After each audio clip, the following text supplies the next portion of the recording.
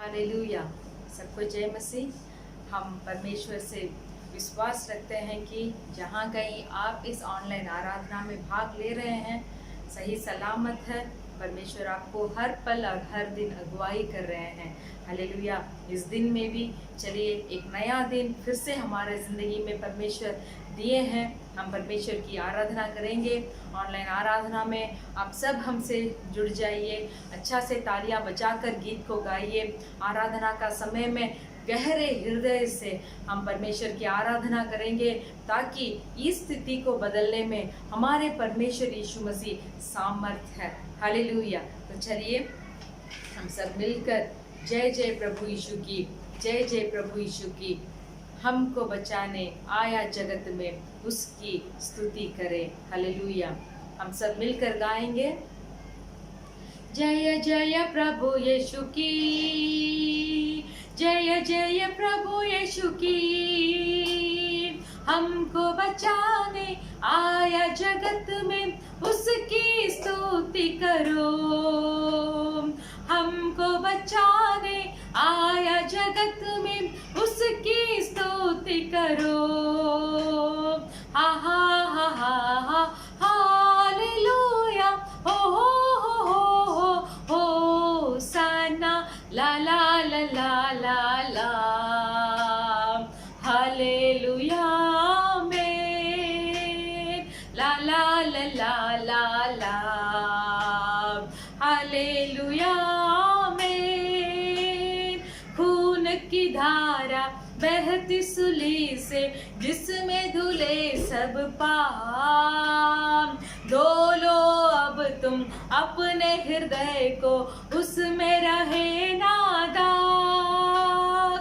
खून की धारा बहती सुली से जिसमें धुले सब पाप। धो लो अब तुम अपने हृदय को, उसमें रहे ना दाग। जय जय प्रभु यीशु की, जय जय प्रभु यीशु की। हमको बचाने आया जगत में उसकी स्तुति करो। हमको बचाने आया जगत में उसकी स्तुति करो। ग्रहण करो तुम आज यीशु को, प्रेम की बहती धार। उसको बना लो केवन हारा, नाव लगा लो पार।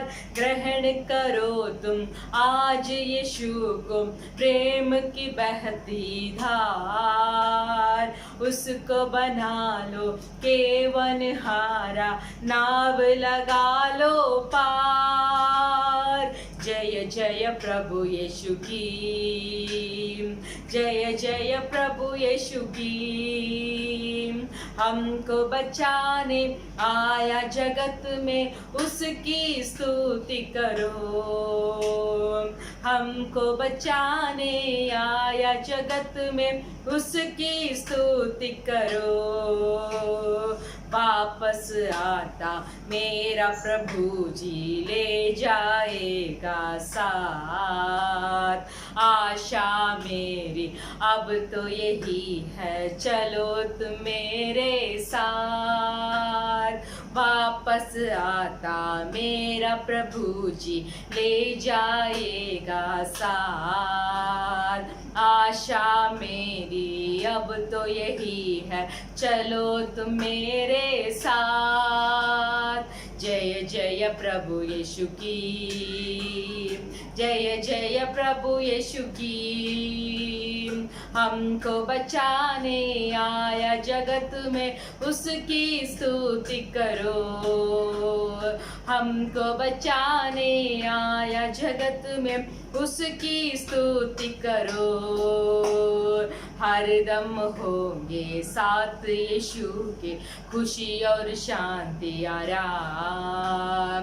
आएगा वो लेने तुम्हें भी, रहना तुम तैयार। हर दम होंगे साथ यीशु के, खुशी और शांति आराम। आए आएगा वो लेने तुम्हें भी, रहना तुम तैयार। हालेलुया हालेलुया हालेलुया। धन्यवाद यीशु मसीह, आपकी धन्यवाद धन्यवाद।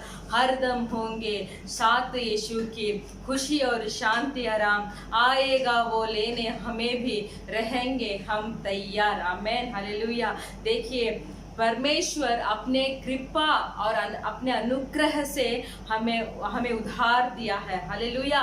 तो उस उद्धार को हमें इन समयों में उस उद्धार को हमारे साथ उसको बचाया रखना है, उस उद्धार को हमें सुरक्षित रखना है। उस उद्धार में हमें परमेश्वर यीशु मसीह में और आगे बढ़ना ही रहना है। क्योंकि हमारे परमेश्वर यीशु मसीह के साथ युगान युग हम साथ रहेंगे।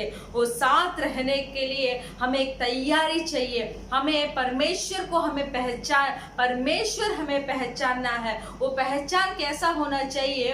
वो क्योंकि परमेश्वर का वचन बताता है, परमेश्वर के जो कृपा परमेश्वर ने हमें दिया है वो उनके अनुग्रह के द्वारा दिया है। वैसे हम मांगे हम मिल गए ऐसा नहीं, हमारा राह सही था हमें वो उद्धार मिल गया वैसा नहीं, हम बहुत योग्यवान हैं इसीलिए उद्धार हमें मिला है ऐसा नहीं। वचन कहता है कि परमेश्वर के अनुग्रह के कारण वो कृपा हमें मिला है। हालेलुया। हम जितने भी अच्छे हो सकते हैं, हम जितने भी भलाई करने वाले हो सकते हैं, हम जितने भी बहुत भलाई करते यानी कि बहुत भलाई में ही चलने वाले हो सकते हैं, फिर भी परमेश्वर की अनुग्रह हमारे जीवन में नहीं है, परमेश्वर की दया हमारे जीवन में नहीं है, परमेश्वर की कृपा अनुग्रह हमारे जीवन में नहीं है, तो कृपा हमारे जीवन में नहीं है तो वो उद्धार को कभी भी हम नहीं पा सकते। फिर भी उस उद्धार को पाने का योग्य परमेश्वर ने हमें बनाया है। Hallelujah hallelujah. इसलिए चलिए फिर से हम गाएंगे, हरदम होंगे साथ यीशु के। क्यों गाना है? क्योंकि हमारे मन में अंदर बोलना ही रहना है कि मुझे परमेश्वर के आगमन में मुझे तैयार रहना है, हर पल मुझे तैयार रहना है। जब भी परमेश्वर आएंगे मुझे परमेश्वर के साथ जाना है। तो हमारा जीवन इस पृथ्वी में निरंतर नहीं है, हमारा एक निरंतर जीवन जो स्वर्ग में दिया गया है वो निरंतर जीवन को मुझे प्राप्त करना है। तो परमेश्वर के आगमन के लिए जो आगमन में प्रवेश होने का योग्य मुझे हर पल बना रहना है। हालेलुया। फिर से एक बार हम गाएंगे, हरदम होंगे साथ यीशु के, खुशी और शांति आराम आएगा वो लेने तुम्हें भी, रहना तुम तैयार। हरदम होंगे साथ यीशु के, खुशी और शांति आराम आएगा वो लेने तुम्हें भी, रहना तुम तैयार। जय जय प्रभु यीशु की, जय जय प्रभु यीशु की। हमको बचाने आया जगत में, उसकी स्तुति करो। हमको बचाने आया जगत में, उसकी स्तुति करो। हा हा हा हा हा हालेलुया। हो सना ला ला ला ला ला ला। Hallelujah amen. ला ला ला ला ला ला। Hallelujah amen. धन्यवाद धन्यवाद धन्यवाद। हालेलुया हालेलुया हालेलुया हालेलुया।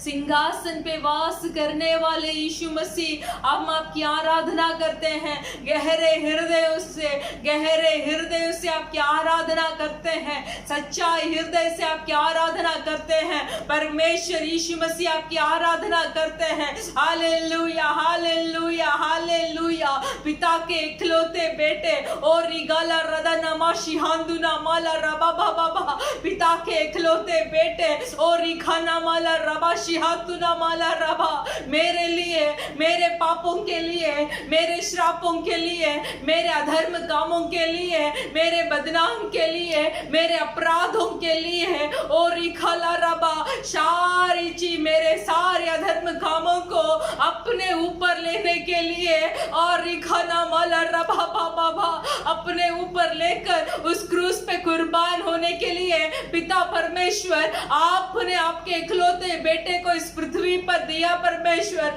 हम आपकी धन्यवाद करते हैं, हम आपकी स्तुति करते हैं, गहरे हृदय से हम आपकी धन्यवाद करते हैं। ओ पिता परमेश्वर, आपके जैसे हमारे ऊपर प्रेम जताने वाले और एक ही खुदा आप ही है परमेश्वर। हम आपकी ऊंचाई करते हैं, हम आपकी बढ़ाई करते हैं, हम आपकी महिमा करते हैं। थैंक यू लॉर्ड जीसस, धन्यवाद धन्यवाद धन्यवाद धन्यवाद धन्यवाद। हालेलुया हालेलुया हालेलुया हालेलुया।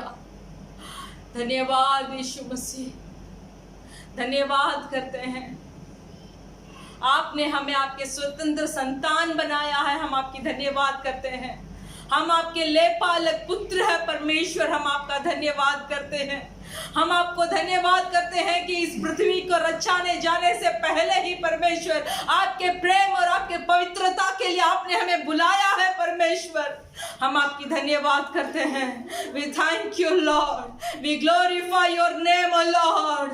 हालेलुया। आपकी नाम की ऊंचाई हो, जिस नाम में हमें मुक्ति मिलती है, जिस नाम में हमें शांति मिलती है, जिस नाम में हमें तसल्ली मिलती है, उस नाम को आज हम महिमा देकर ओ थैंक यू आपकी आदर करते हैं लॉर्ड। धन्यवाद यीशु मसीह। ओ रिखा रबा बाबा बाबा बाबा बा ओ लरादाना माखना माला रबा शिहातुना माला रबा। धन्यवाद धन्यवाद यीशु मसीह, आपके लिए मुझे जीना है। सब स्वर्ग के ओर हाथ उठाकर बोलिए, हे यीशु मसीह, मुझे आपके लिए जीना है, मुझे आपके लिए मरना है परमेश्वर। आपके लिए इस अंतिम समयों में जितना दर्द मुझे सहना पड़े, उस दर्द को मैं सच्चाई के साथ में आपके लिए सहना चाहता हूँ। धन्यवाद धन्यवाद धन्यवाद। सब मिलकर महिमा महिमा हो तेरी, हे यीशु तेरी महिमा करता हूँ मैं सर्वदा। हालेलुया हालेलुया हालेलुया। धन्यवाद यीशु मसीह। इस युग में परमेश्वर आपकी ही महिमा युगानुयुग तक परमेश्वर इस पृथ्वी में पर और उस स्वर्ग में भी आपके महिमा करने का पात्र हमें बनाइए। धन्यवाद धन्यवाद धन्यवाद। हर एक को आपके अभिषेक से इन दिनों में भरिए। मेरे ऊपर आपके अभिषेक हो परमेश्वर। हर एक जो इस आराधना में भाग ले रहे परमेश्वर, आपके अभिषेक से भरिए, आपकी उपस्थिति से भरिए। धन्यवाद यीशु मसीह। हमारे पापों को स्मरण ना रखे परमेश्वर। हम आपसे विनती करते हैं कि विनती कर कर माफी चाहते हैं। जो पाप हमने इस सारे हफ्ते हमने किया है परमेश्वर, उस पाप को आज हम आपसे बता देते हैं कि हम पापी ठहरे थे परमेश्वर। फिर भी हमारे पाप को अब परमेश्वर आप ही माफ कर सकते हैं। मेरे पाप को मैं आपसे बताता हूँ परमेश्वर, आपकी आराधना का योग्य बनाइए। मेरे प्रिय भाई और बहनों, सब हाथ उठाकर बोलिए, आपकी आराधना करने में मुझे योग्य बनाइए। दिल की गहराइयों से आपकी आराधना करने के लिए मुझे योग्य बनाइए। हालेलुया। दिल की सच्चाई से आपकी आराधना करने के लिए मुझे योग्य बनाइए। धन्यवाद यीशु मसीह। We thank you Lord. आपके बल से हमें भरिए। ओ कोई भी निर्बल महसूस ना करे। ओ रिखाला रबा अपने हालत को देखकर, ओ रिखाला रदा शिहातुना माला रबा बाबा अपने कामों को देखकर, अपनी चारों ओर जो भी हालत हो रही है, उसको देखकर कोई भी अपने अंदर निर्बल महसूस ना करे। यीशु मसीह के नाम से वो निर्बल को दूर हटाकर आज हम आपकी महिमा और आपकी आदर हम करते हैं, आपकी स्तुति करते हैं। आपकी स्तुति से हमें ताकत मिलती है। मेरे प्रिय भाई और बहनों, मुंह खोलकर बोलिए, यीशु मसीह, आपकी स्तुति करने से हमें बल मिलता है, आपकी स्तुति करने से हमें शांति मिलती है, आपकी नाम लेने से हमें ताकत मिलता है। ओ थैंक यू लॉर्ड, रिखा ना वाला रा बाबा, धन्यवाद धन्यवाद। सब यीशु का नाम को बुलाइए ताकि जितना भी निर्बल आप महसूस कर रहे हैं, यीशु मसीह के नाम से वो निर्बल दूर होकर परमेश्वर की बल हमें भर रही है। Oh thank you Lord, thank you Jesus, धन्यवाद धन्यवाद। सब मिलकर, तेरे लिए जीऊंगा, तेरे लिए मरूंगा, तेरे लिए यीशु हर दर सहूंगा, तेरे लिए जीऊंगा, तेरे लिए मरूंगा, तेरे लिए यीशु हर दर सहूंगा। पर मैं तेरे वचन को बांटता ही रहूंगा, पर मैं तेरे वचन को बांटता ही रहूंगा। महिमा महिमा हो तेरी, महिमा महिमा हो तेरी, महिमा महिमा हो तेरी, महिमा महिमा हो तेरी। यीशु तेरी महिमा करता हूँ मैं सर्वदा, यीशु तेरी महिमा करता हूँ मैं सर्वदा। तेरे मार खाने से, तेरे गाड़े जाने से, मौत पर भी विजय पाने से, तेरे मार खाने से, तेरे गाड़े जाने से, मौत पर भी विजय पाने से, सबका हुआ है उद्धार, सबको मिली है नई जिंदगी, सबका हुआ है उद्धार, सबको मिली है नई जिंदगी। महिमा महिमा हो तेरी, महिमा महिमा हो तेरी, महिमा महिमा हो तेरी। यीशु महिमा महिमा हो तेरी। सब मिलकर मेरे साथ, महिमा महिमा महिमा हो तेरी, महिमा महिमा हो तेरी। धन्य धन्य धन्यवाद। आपके मार खाने से, बोलिए, मेरे लिए परमेश्वर आपने मार खाया है। अपने मुंह को खोलकर इस आराधना का समय में जितना गए हफ्ते हमने एक वचन को देखा, अपनी सारे मन के बातों को परमेश्वर से बता दीजिए। आपकी जितना भी निर्बलता है उसको परमेश्वर से बता दीजिए। आपका जितना भी नामुमकिन है वो परमेश्वर से बता दीजिए। आप जितना भी काम आप ऐसे सोच रहे हैं कि मैं पवित्र आत्मा से भरकर मैं अग्नि के समान मैं परमेश्वर के लिए, उनके कामों के लिए मैं करना चाहता हूं, बोलकर सोचकर भी जो निर्बलता में हम दबे हुए हैं, आज उस मन के बातों को परमेश्वर, मैं आपके लिए एक ज्योति बनना चाहता हूं। परमेश्वर, जो अवसर आपने आज मुझे दिया है, उस अवसर को मैं प्रयोग कर जिसके लिए आपने मारा गए थे, जिसके लिए आपने गाड़ा गए थे, हालेलुया, उस चीज को मैं व्यर्थ नहीं करूंगा। हालेलुया, जो आपने मेरे पापों के लिए जिसलिए मारा गए थे, जो पाप मैंने किया था, जो श्राप मेरे ऊपर थी, जितना अधर्म कामों को मैंने किया था, उसका दंड तो मुझे भुगतना था। बोलिए, मुझे भुगतना था, मैं था, मुझे उस क्रूस के ऊपर लटकवाना चाहिए था। फिर भी जो परलोक में पिता जो थे, इस पृथ्वी का सृष्ट होने से पहले ही हमें अपने प्रेम और पवित्रता के लिए हमें बुलाया है। वो परमेश्वर ने हमें इतना प्रेम किया कि अपने इकलौते पुत्र को भेजकर हमें निर्दोष बना दिया। हालेलुया, हालेलुया, हालेलुया। जो मेमना निर्दोष था, हालेलुया, वो दोषी ठहरा। और इखारा बाबा बाबा बाबा और राला राबा शिहांदुना माला राबा। तो आपकी मन की बात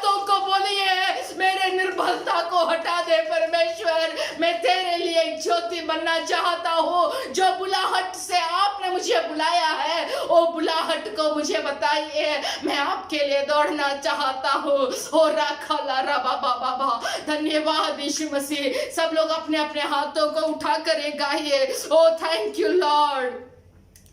तेरे मार खाने से, तेरे गाड़े जाने से, मौत पर भी विजय पाने से, तेरे मार खाने से, तेरे गाड़े जाने से, मौत पर भी विजय पाने से, सबका हुआ है उद्धार, सबको मिली है नई जिंदगी, मुझे हुआ है उद्धार, मुझको मिली है नई जिंदगी, महिमा महिमा हो तेरी, महिमा महिमा हो तेरी, यीशु मसीह आपकी महिमा महिमा हो तेरी, पवित्र आत्मा महिमा महिमा हो तेरी, यीशु तेरी महिमा करता हूँ मैं सर्वदा, यीशु तेरी महिमा करता हूँ मैं सर्वदा। धन्यवाद धन्यवाद धन्यवाद धन्यवाद। हाँ परमेश्वर, आपकी महिमा हो, आपकी बढ़ाई हो, आपकी हरदम उन्नति हो, आपकी सब हो परमेश्वर, सब विजय आपके लिए प्राप्त हो परमेश्वर। धन्यवाद धन्यवाद। हम विजय प्राप्त करेंगे परमेश्वर, आपके बल से हम विजय जरूर प्राप्त करेंगे परमेश्वर, आपके सामर्थ्य से परमेश्वर। धन्यवाद धन्यवाद धन्यवाद करते हैं। We thank you lord, we thank you lord. आप हमें काफी है परमेश्वर मेरे जिंदगी में। सब बोलिए मेरे जिंदगी में। अपने छाती के ऊपर हाथ रखकर बोलिए, मेरे प्रिय भाई और बहनों, इस संसार में कुछ भी चीज हमारे लिए निरंतर नहीं है। जिसके लिए हम दौड़ रहे हैं, जिसके लिए हम कमा रहे हैं, जो चीज को हम इकट्ठा कर कर हम रखे हैं, वो कुछ भी हमें निरंतर नहीं है। सिर्फ एक ही निरंतर है, हालेलुया, स्वर्ग का वास हमें निरंतर है। मेरे प्रिय भाई और बहनों, परमेश्वर से देखकर आज इस आराधना का गीत को गाएंगे। परमेश्वर, इस दुनिया में आप मुझे काफी है, इस संसार में आप मुझे काफी है, मुझ में आप काफी है परमेश्वर, मेरे लिए आप काफी है परमेश्वर। धन्यवाद धन्यवाद धन्यवाद। वचन बताती है, पहले परमेश्वर के राज्य को ढूंढो, फिर तुम्हें सब कुछ मिलेगा। ये सब कुछ तुम्हें मिलेगा जब पहले हम परमेश्वर के राज्य को ढूंढे। हम पहले परमेश्वर के राज्य को नहीं ढूंढेंगे और सारे संपत्ति को इकट्ठा करने में मन लगाते रहेंगे तो कुछ भी हमारे लिए निरंतर नहीं रहेगा। जब हम परमेश्वर को ढूंढेंगे, जब हमारे प्रथम स्थान को हम परमेश्वर को देंगे, तभी सारे चीज हम में निरंतर रहेगा। Hallelujah hallelujah. यहोवा यीरे, सब कुछ तू देता, तू मात्र काफी है मुझको। एक नया आराधना का गीत है, सब मिलकर हम परमेश्वर की महिमा करेंगे। आमेन। यहोवा यीरे, सब कुछ तू देता, तू मात्र काफी मुझको। यहोवा राफा, चंगा करता, तेरे मार से चंगाई मिलती। फिर से मेरे साथ एक बार, यहोवा यीरे, यहोवा यीरे, सब कुछ तू देता, तू मात्र काफी मुझको। यहोवा राफा, चंगा करता, तेरी मार से चंगाई मिलती। यहोवा शम्मा मेरे संग है, पूरी करता वह शक्ताई। तू मात्र काफी, तू मात्र काफी, तू मात्र काफी मुझको। यस लॉर्ड,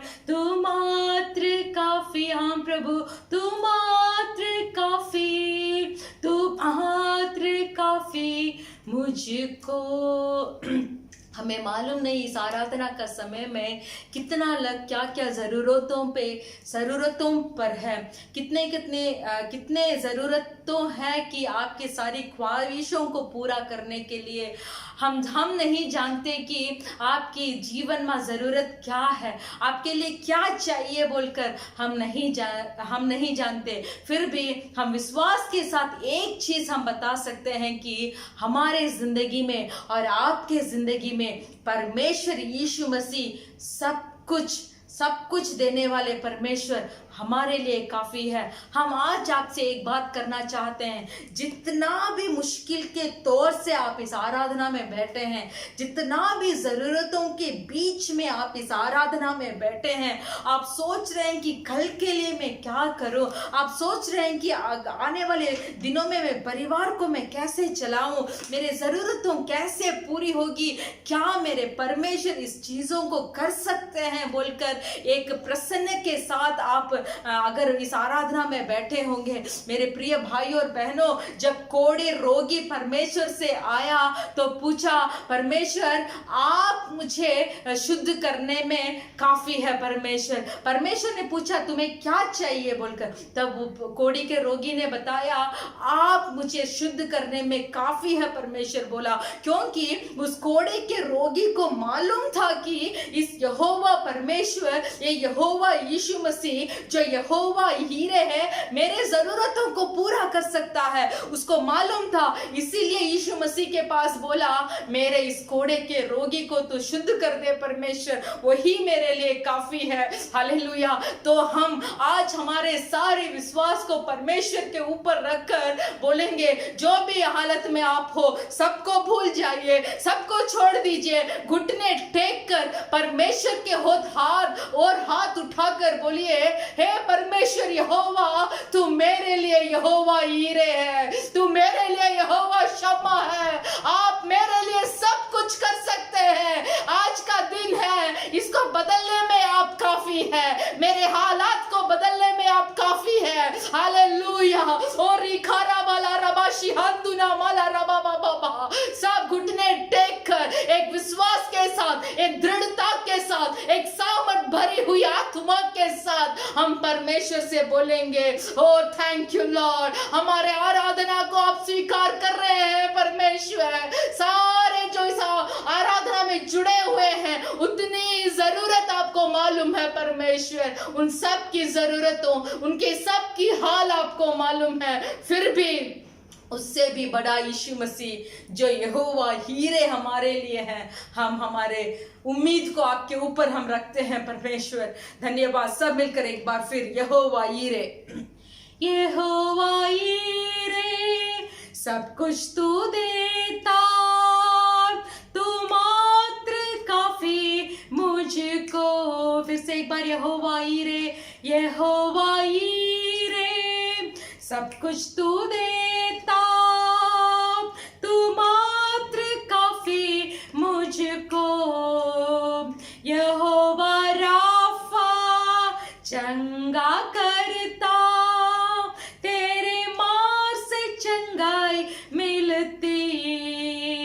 यहोवा शम्मा मेरे संग है, पूरी करता आवश्यकताएं, तू मात्र काफी, तू मात्र काफी, तू मात्र काफी मुझको। प्रभु को देखकर बोलिए, तू मात्र काफी, तू मात्र काफी, तू मात्र काफी, तू मात्र काफी मुझको। यहोवा एलोहिम, सृजनहार प्रभु, तूने वचनों से सृष्टि किया। यहोवा एलियोन, सर्वोच्चित प्रभु, तेरा जैसा कोई नहीं। यहोवा शालोम, मेरी शांति दी मुझे, शांति अपनी, तू मात्र काफी, तू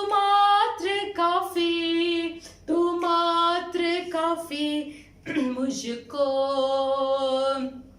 तू मात्र काफी। सब परमेश्वर को देखकर बोलिए तू मात्र काफी। सब यहोवा को देखकर बोलिए तू मात्र काफी मुझको। मुझे चंगाई करने वाले परमेश्वर तू मात्र काफी, तू मात्र काफी, तू मात्र काफी मुझको। मेरे हालात को बदलने वाले परमेश्वर, मुंह खोलकर बोलिए मेरे हालात को बदलने वाले परमेश्वर आप मेरे लिए काफी है, क्योंकि आपने वचनों से सृष्टि किया परमेश्वर। आप मेरे सृजनहार है परमेश्वर, जो आपने मुझे रचाया है परमेश्वर। मेरे जिंदगी में आप काफी है। बोलिए, आवाज उठाकर बोलिए यीशु मसीह मेरे जिंदगी में आप काफी है, आप काफी है परमेश्वर। आज मैं बताता हूँ, दृढ़ के साथ बताता हूँ, मेरा इस हालत को बदलने में आप काफी है। मेरे चंगाई, मुझे चंगाई देने में आप काफी है। मेरे जीवन को बदलने वाले परमेश्वर आप काफी है। मुझे आशीष देने वाले परमेश्वर आप मुझे काफी है।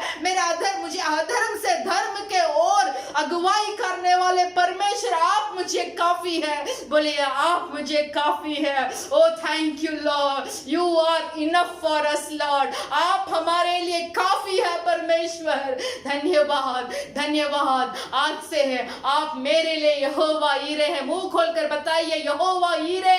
बोलिए परमेश्वर यीशु मसीह आप मेरे लिए यहोवा ईरे है। आप मेरे लिए यहोवा शम्मा है, जो मेरे सारी आवश्यकताओं को आप पूरे करते हैं। Thank you Lord. धन्यवाद, धन्यवाद, धन्यवाद यीशु मसीह। सब अपने अपने जगह पर घुटने टेक कर, हाथों को उठाकर बोलिए परमेश्वर आप मेरे लिए सब कुछ है। मेरे लिए शांति दाता आप है, मेरा मुक्ति दाता आप है, मेरे सारी आवश्यकताओं को पूरा करने वाले आप है, मेरे सारी घटी को आशीर्वाद में बदलने में आप काफी है परमेश्वर। हालेलुया। पतरस अपने जाल को, खाली जाल को फिर से लेके आया, पर जब आप वहां मौजूद हो गए तो उसने इतना बड़ा मछलियां पकड़ी। हालेलुया। तो मेरे इस खाली जिंदगी में, हालेलुया, मेरे इस खाली जिंदगी में आप प्रवेश होकर मेरा जिंदगी को आपके लिए बदलने में आप काफी है परमेश्वर। धन्यवाद, धन्यवाद यीशु मसीह। हम ऐसे ही प्रार्थना करेंगे। धन्यवाद यीशु मसीह। इस आराधना में आपने हमें आशीष किया है, हमारी सारी जरूरतों को आपने पूरा किया है, हमारे दिल को एक दृढ़ से भरा है कि यहोवा राफा हमारे लिए काफी है, यहोवा ईरे हमारे लिए काफी है, यहोवा शम्मा हमारे लिए काफी है। हालेलुया। हम हमारे इस विश्वास को आपके ऊपर हम पकड़े रहे परमेश्वर, अंतिम तक आपके बाट को जोतते रहे परमेश्वर। धन्यवाद करते हैं, धन्यवाद करते हैं। प्रभु यीशु के नाम से हम मांगते हैं परमेश्वर। हालेलुया, आमेन, आमेन, हालेलुया। हम सब ऐसे भजन संगीता पढ़ेंगे। भजन संगीता 106।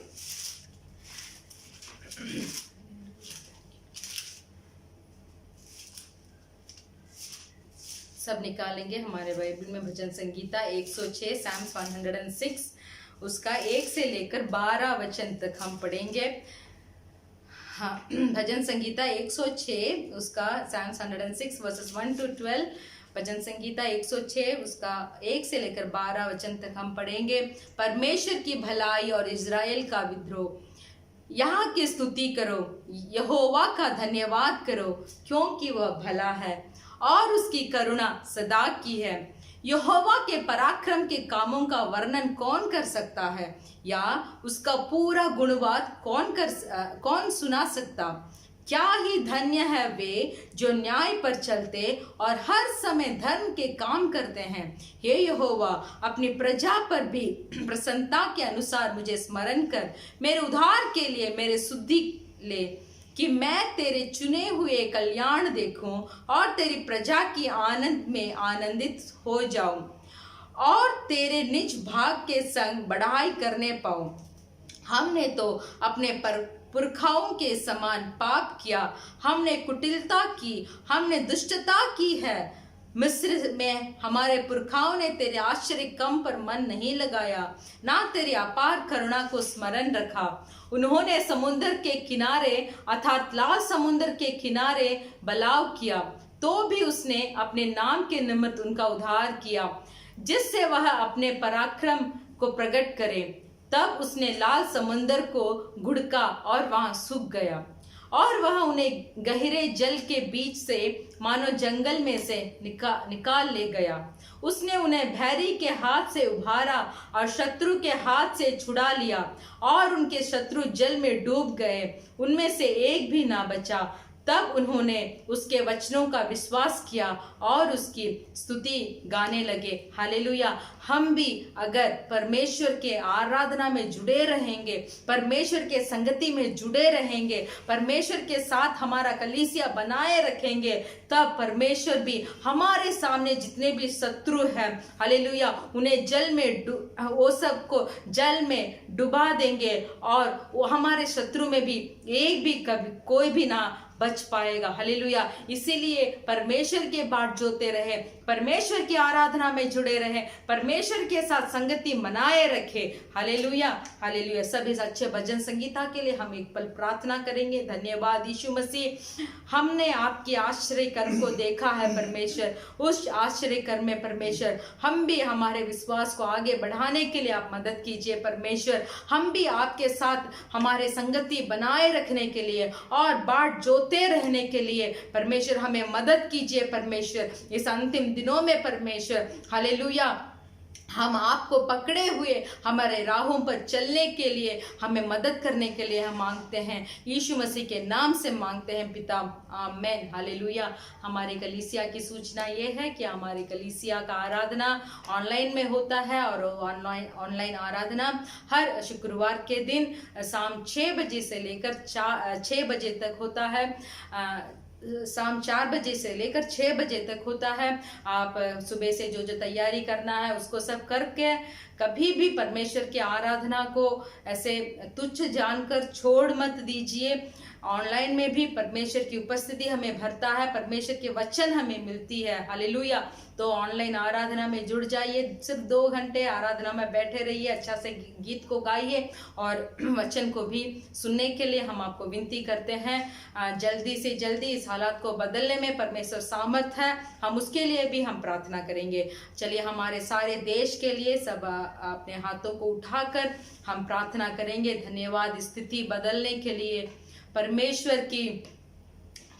की प्रेम हमारे ऊपर है, परमेश्वर की दया और हमारे ऊपर होकर इस हालात को बदलने में परमेश्वर सामर्थ है बोलकर हम प्रार्थना करेंगे। धन्यवाद, धन्यवाद, धन्यवाद, धन्यवाद, हालेलुया, धन्यवाद, धन्यवाद यीशु मसीह। हम सब कलीसिया मिलकर, हम सब भाई और बहन मिलकर परमेश्वर हमारे इस देशों के लिए हम प्रार्थना कर रहे हैं परमेश्वर। हालेलुया। आपके हाथ को हमारे देशों के ऊपर बढ़ा परमेश्वर। इंडिया देश, नेपाल देश, पाकिस्तान, श्रीलंका, बांग्लादेश, ऐसे सब देशों के लिए परमेश्वर हम प्रार्थना कर रहे हैं परमेश्वर। आपकी पवित्र हाथ को हमारे देशों के ऊपर बढ़ा परमेश्वर। इन देशों में जागृति को लेके आ परमेश्वर। हम प्रार्थना करते हैं कि सारे लोग यीशु ही जिंदा खुदा है बोलकर जानकारी होने के लिए हम प्रार्थना करते हैं परमेश्वर। हालेलुया। जो क्रूस आपने हमारे लिए उठाया है, जो कुर्बान आपने हमारे लिए दिया है परमेश्वर, वो क्रूस का लहू व्यर्थ ना हो जाए परमेश्वर। इस पृथ्वी की सारे लोग यीशु ही जिंदा खुदा है बोलकर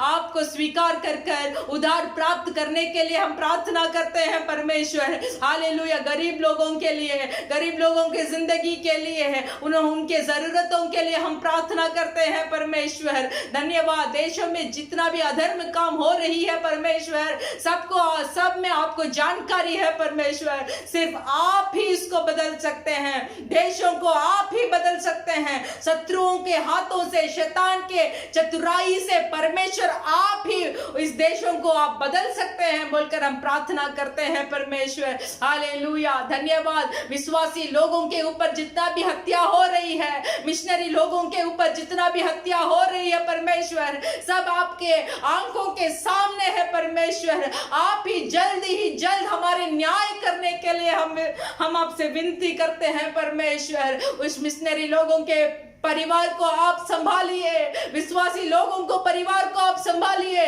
इन अंतिम दिनों में हम ईसाई के विश्वास कभी टल ना जाए। परमेश्वर आपके लिए दृढ़ता से हम खड़े होकर जीऊंगा भी आपके लिए, मरना ही तो आपके लिए, जितना भी दर्द सहना है भी तो आपके लिए। परमेश्वर आपके बाट को जोते रहना है। परमेश्वर वैसे हमारे आत्मा को आपके बल से आप भर दीजिए। परमेश्वर धन्यवाद करते हैं, सबको आपके हाथ में समर्पण करते हैं, यीशु मसीह के नाम से मांगते हैं पिता, आमेन।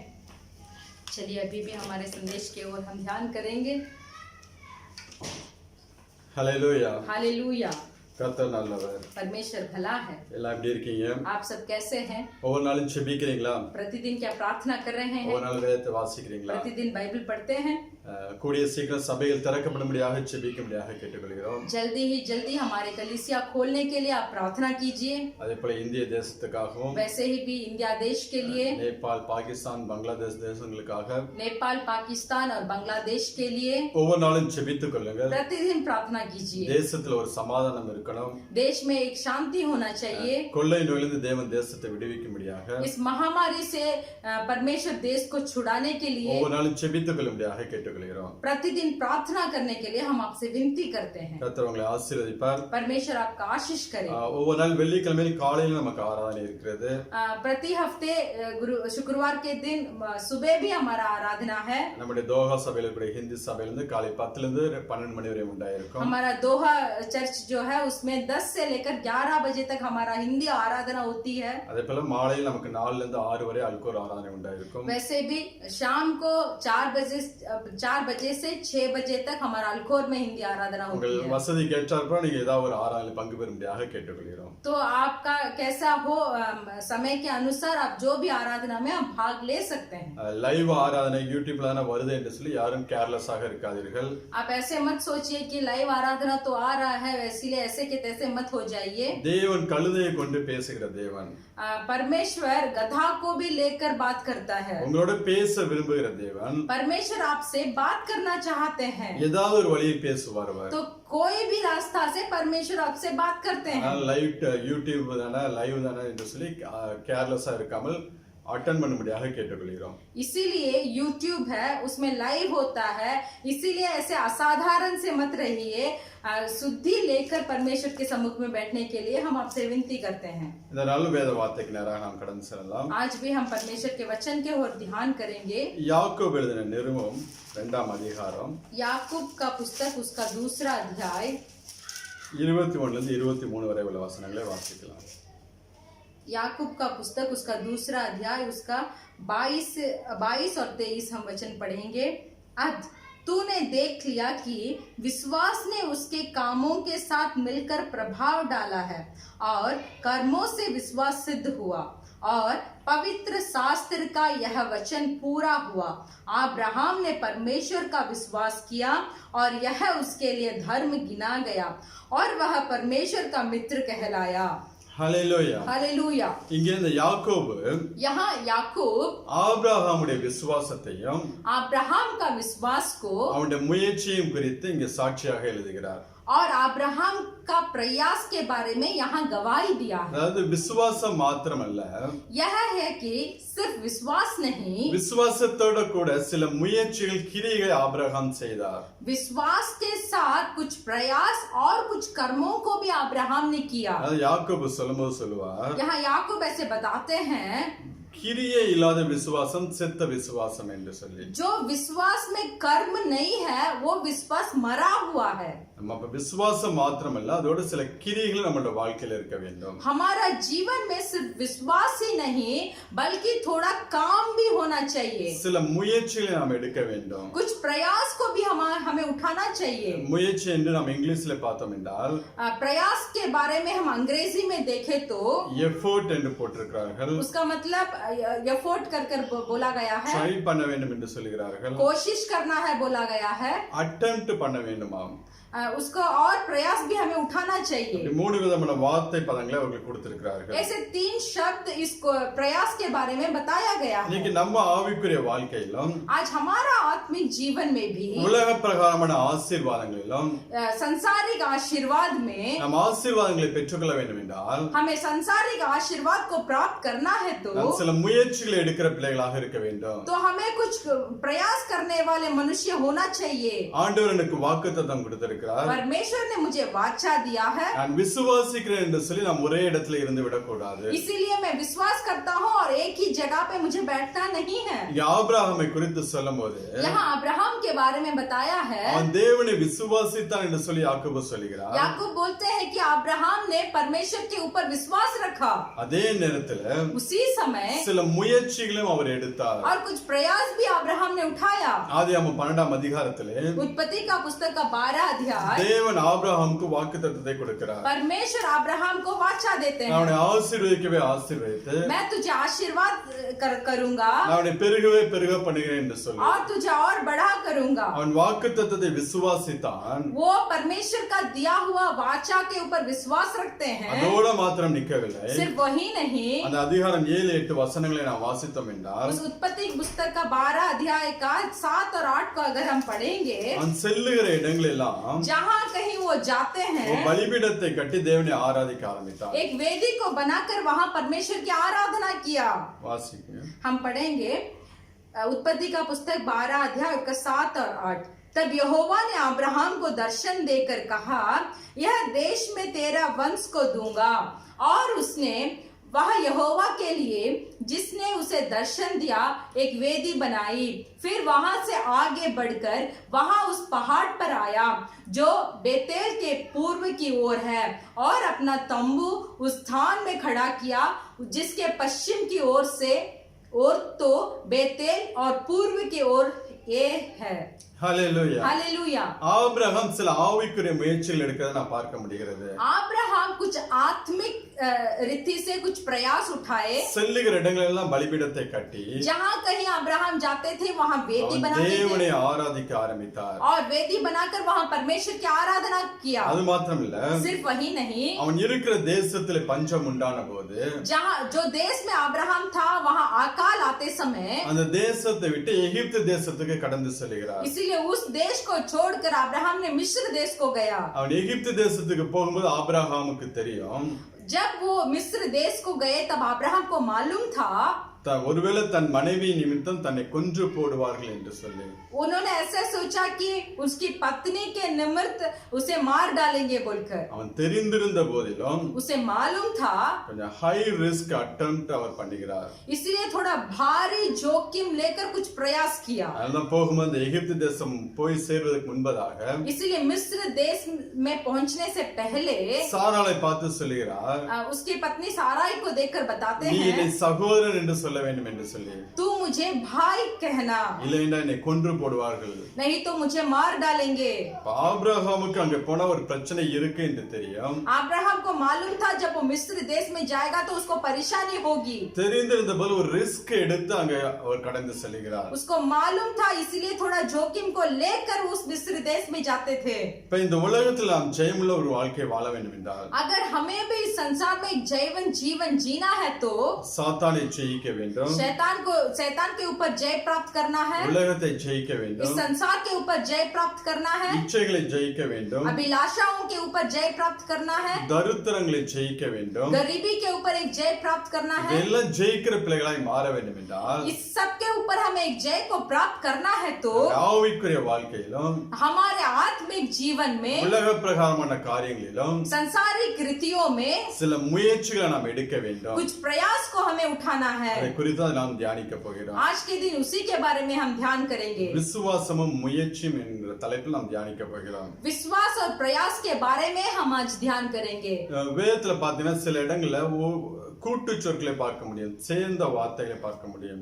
हमारे बाइबल में देखेंगे जुड़ा हुआ शब्द कुछ जगह में हम पाएंगे। அதுல விசுவாசம் முயற்சி, वहाँ उसमें विश्वास और प्रयास, விசுவாசம் கீழ்ப்படிதல், और विश्वास और आज्ञा पालन, விசுவாசம் பரிசுத்த பரிசுத்த வாழ்க்கை, और विश्वास और पवित्र जीवन, அநேக காரியங்கள் நாம் சொல்ல முடியும். ऐसे बहुत सारे शब्द को हम बता सकते இந்த हैं. நாட்களில் விசுவாசமும் முயற்சியும் குறித்து நாம் தியானிக்க போகிறோம். इस दिन में हम विश्वास और प्रयास के बारे में हम ध्यान करेंगे. மூன்று விதமான காரியங்கள் நாம் தியானிக்க போகிறோம். 3 कार्य के बारे में हम ध्यान करेंगे. விசுவாசம் இல்லாமல் எடுக்கக்கூடிய முயற்சி எப்படியாக இருக்கும்? बिना विश्वास के जो प्रयास को हम उठाते हैं वो कैसा होगा? விசுவாசத்தோட எடுக்கக்கூடிய முயற்சி எப்படி இருக்கும்? विश्वास के साथ जो प्रयास को हम उठाते हैं वो कैसा होगा? மூன்றாவதாக तीसरा, ஹை ரிஸ்க் எஃபோர்ட், भारी जोखिम का प्रयास. அது நாம் எப்படி எடுக்க வேண்டும்? वो भारी जोखिम का प्रयास को हमें कैसे लेना चाहिए அதை குறித்து நாம் தியானிக்க போகிறோம். उसके बारे में हम ध्यान करेंगे. நாம் வாசிக்கலாம் லூக்கா 5ஆம் அதிகாரம் हम पढ़ेंगे लूका सुसमाचार का पुस्तक उसका 5वां अध्याय. 2-3 வசனங்களை வாசிக்கலாம். लूका सुसमाचार का पुस्तक उसका 5वां अध्याय उसका 2 और 3 वचन को हम पढ़ेंगे कि उसने झील के किनारे 2 नावें लगी हुई देखी और मछुए उन पर से उतरकर जाल धो रहे थे. उन नावों में से एक पर जो सिमोन की थी चढ़कर उसने उससे विनती की कि किनारे से थोड़ा हट ले चल. तब वह बैठकर लोगों को नाव पर से उपदेश देने लगा. जब वह बातें कर चुका तो सिमोन से कहा, गहरे में ले चल और मछलियां पकड़ने के लिए अपने जाल डालो. ஆமென். आमेन. நமக்கு நன்றாக தெரிந்த ஒரு சம்பவம் தான். ये संभव हमें अच्छा से मालूम है. பேதுரு கரையில் நின்று கொண்டு வலைகளை அலசி கொண்டிருக்கிறார். पतरस जो थे वो किनारे में बैठकर अपने जाल को धो रहे थे. ராத்திரி முழுவதும் பிரயாசப்பட்டு वो रात पूरा प्रयास उठाया, ஒரு மீன் கூட பிடிக்காமல் एक भी मछली वो पकड़ ना पाए. வெறுமையான கையோடு திரும்பி வந்து वो खाली हाथ में वापस आए. கரையில வலைகளை அலசி கொண்டிருக்கிறார்கள். किनारे में वो जाल को धो रहे थे. அந்த படகில் ஏறும்படியாக தான் ஆண்டவர் இயேசு கிறிஸ்து கடந்து போகிறார். तो उस नाव में चढ़ने के लिए ही परमेश्वर यीशु मसीह वहां जाते हैं. எனக்கு அன்பான தேவ பிள்ளைகளே, मेरे प्रिय भाई और बहन, நீங்க ஒருவேளை உங்களோட வாழ்க்கை இப்படியாப்பட்ட ஒரு அனுபவத்துக்குள்ள கடந்து போய் கொண்டிருக்கிறது. आज भी आपका जीवन इस तरीके के अनुभव में अगर गुजर रहा है तो இப்போ உள்ள இந்த காலகட்டத்துல आज के हालत में ஒரு வெறுமையான கைகளோடு एक खाली हाथ से வேலைகளை இழந்தவர்களாக, नौकरी को खोकर, தொழில்களை இழந்தவர்களாக, सारे काम को खोकर, இழந்தவர்களாக வெறுமையான கையோடு யாரெல்லாம் நின்று கொண்டிருக்கிறீர்களோ, इस हालत में सबको खोकर खाली हाथ में इन दिनों में जितनों भी है, இன்றைக்கு உங்களுடைய படகில் ஆண்டவரே இயேசு கிறிஸ்து ஏறும்படியாக, आज भी आपके उस नाव में परमेश्वर यीशु मसीह चढ़ने के लिए, உங்களுடைய வாழ்க்கையில் ஆண்டவரே இயேசு கிறிஸ்து கடந்து வரும்படியாக, आपके जीवन में भी परमेश्वर यीशु मसीह प्रवेश करने के உங்களை लिए தேடி வந்து நிற்கிறார். आपको ढूंढ कर यीशु मसीह आकर खड़े हैं. யாராக இருந்தாலும், आप जो कोई भी हो सकते हैं. ஒருவேளை இதை பார்க்கிறவர்கள் நீங்க இயேசு கிறிஸ்துவை விசுவாசிக்காத பிள்ளையாக இருந்தால் கூட, अगर इस संदेश को जो भी देख रहे हैं आप यीशु मसीह के ऊपर विश्वास ना रखे हो, இன்றைக்கு ஆண்டவரே இயேசு கிறிஸ்து உங்களை தேடி வந்து நிற்கிறார். आज भी यीशु मसीह आपको ढूंढ कर आए हैं. உங்களுடைய வாழ்க்கையை மாற்றும்படியாக, आपका जीवन को बदलने के लिए, உங்களுடைய வெறுமைகளை மாற்றும்படியாக, आपके सारी खालीपन को बदलने के लिए, உங்களை நிரம்பி வழியக்கூடிய ஒரு அனுபவம் ஆசீர்வாதத்தை கொடுக்கும்படியாக, आपको आशीर्वाद भरे हुए आशीर्वाद प्राप्त करवाने के लिए ஆண்டவரே இயேசு கிறிஸ்து இன்றைக்கு உங்களை தேடி வந்து நிற்கிறார். परमेश्वर यीशु मसीह आज आपको ढूंढ कर आकर खड़े हैं. இங்கே அவர்கள் அப்படிதான் அவர்களை தேடி போனார். यहाँ भी परमेश्वर ने उनको ढूंढ कर गया. வெறும் கையோடு அங்க வலைகளை அலசி கொண்டிருந்தார். खाली हाथ से वहां जाल को धो रहे थे. ராத்திரி முழுவதும் நல்லா பிரயாசப்பட்டிருந்தார்கள். रात पूरा बहुत कोशिश किया, அவருடைய வாழ்க்கையில் ஒன்றும் கிடைக்கவில்லை. फिर भी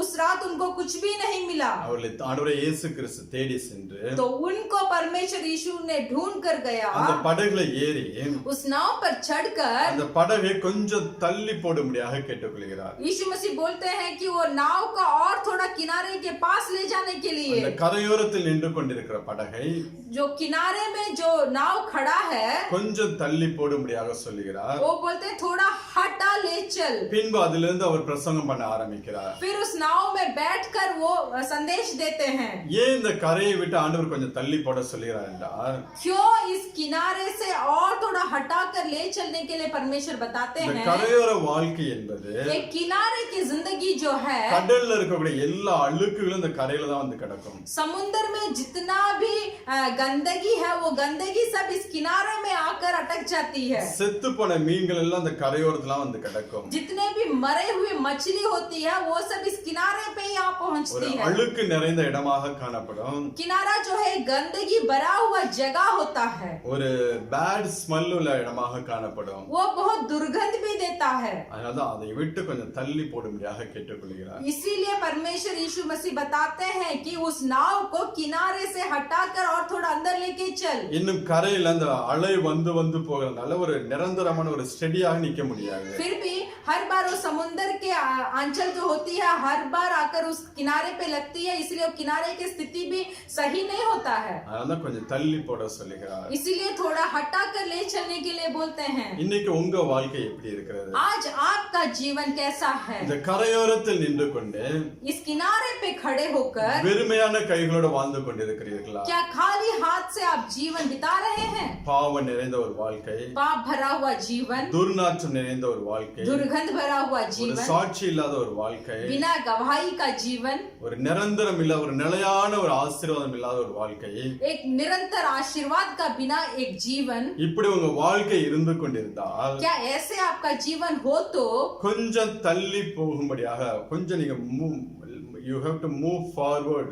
तो आपको और थोड़े आगे बढ़ना है. அதனால ஆகா எழுதின தீர்க்கதரிசன புஸ்தகத்துல इसीलिए हागाई का भविष्यद्वक्ता का पुस्तक में 3ஆம் அதிகாரம் 4 முதல் 7 வரை உள்ள வசனங்களை வாசிக்கலாம். उसका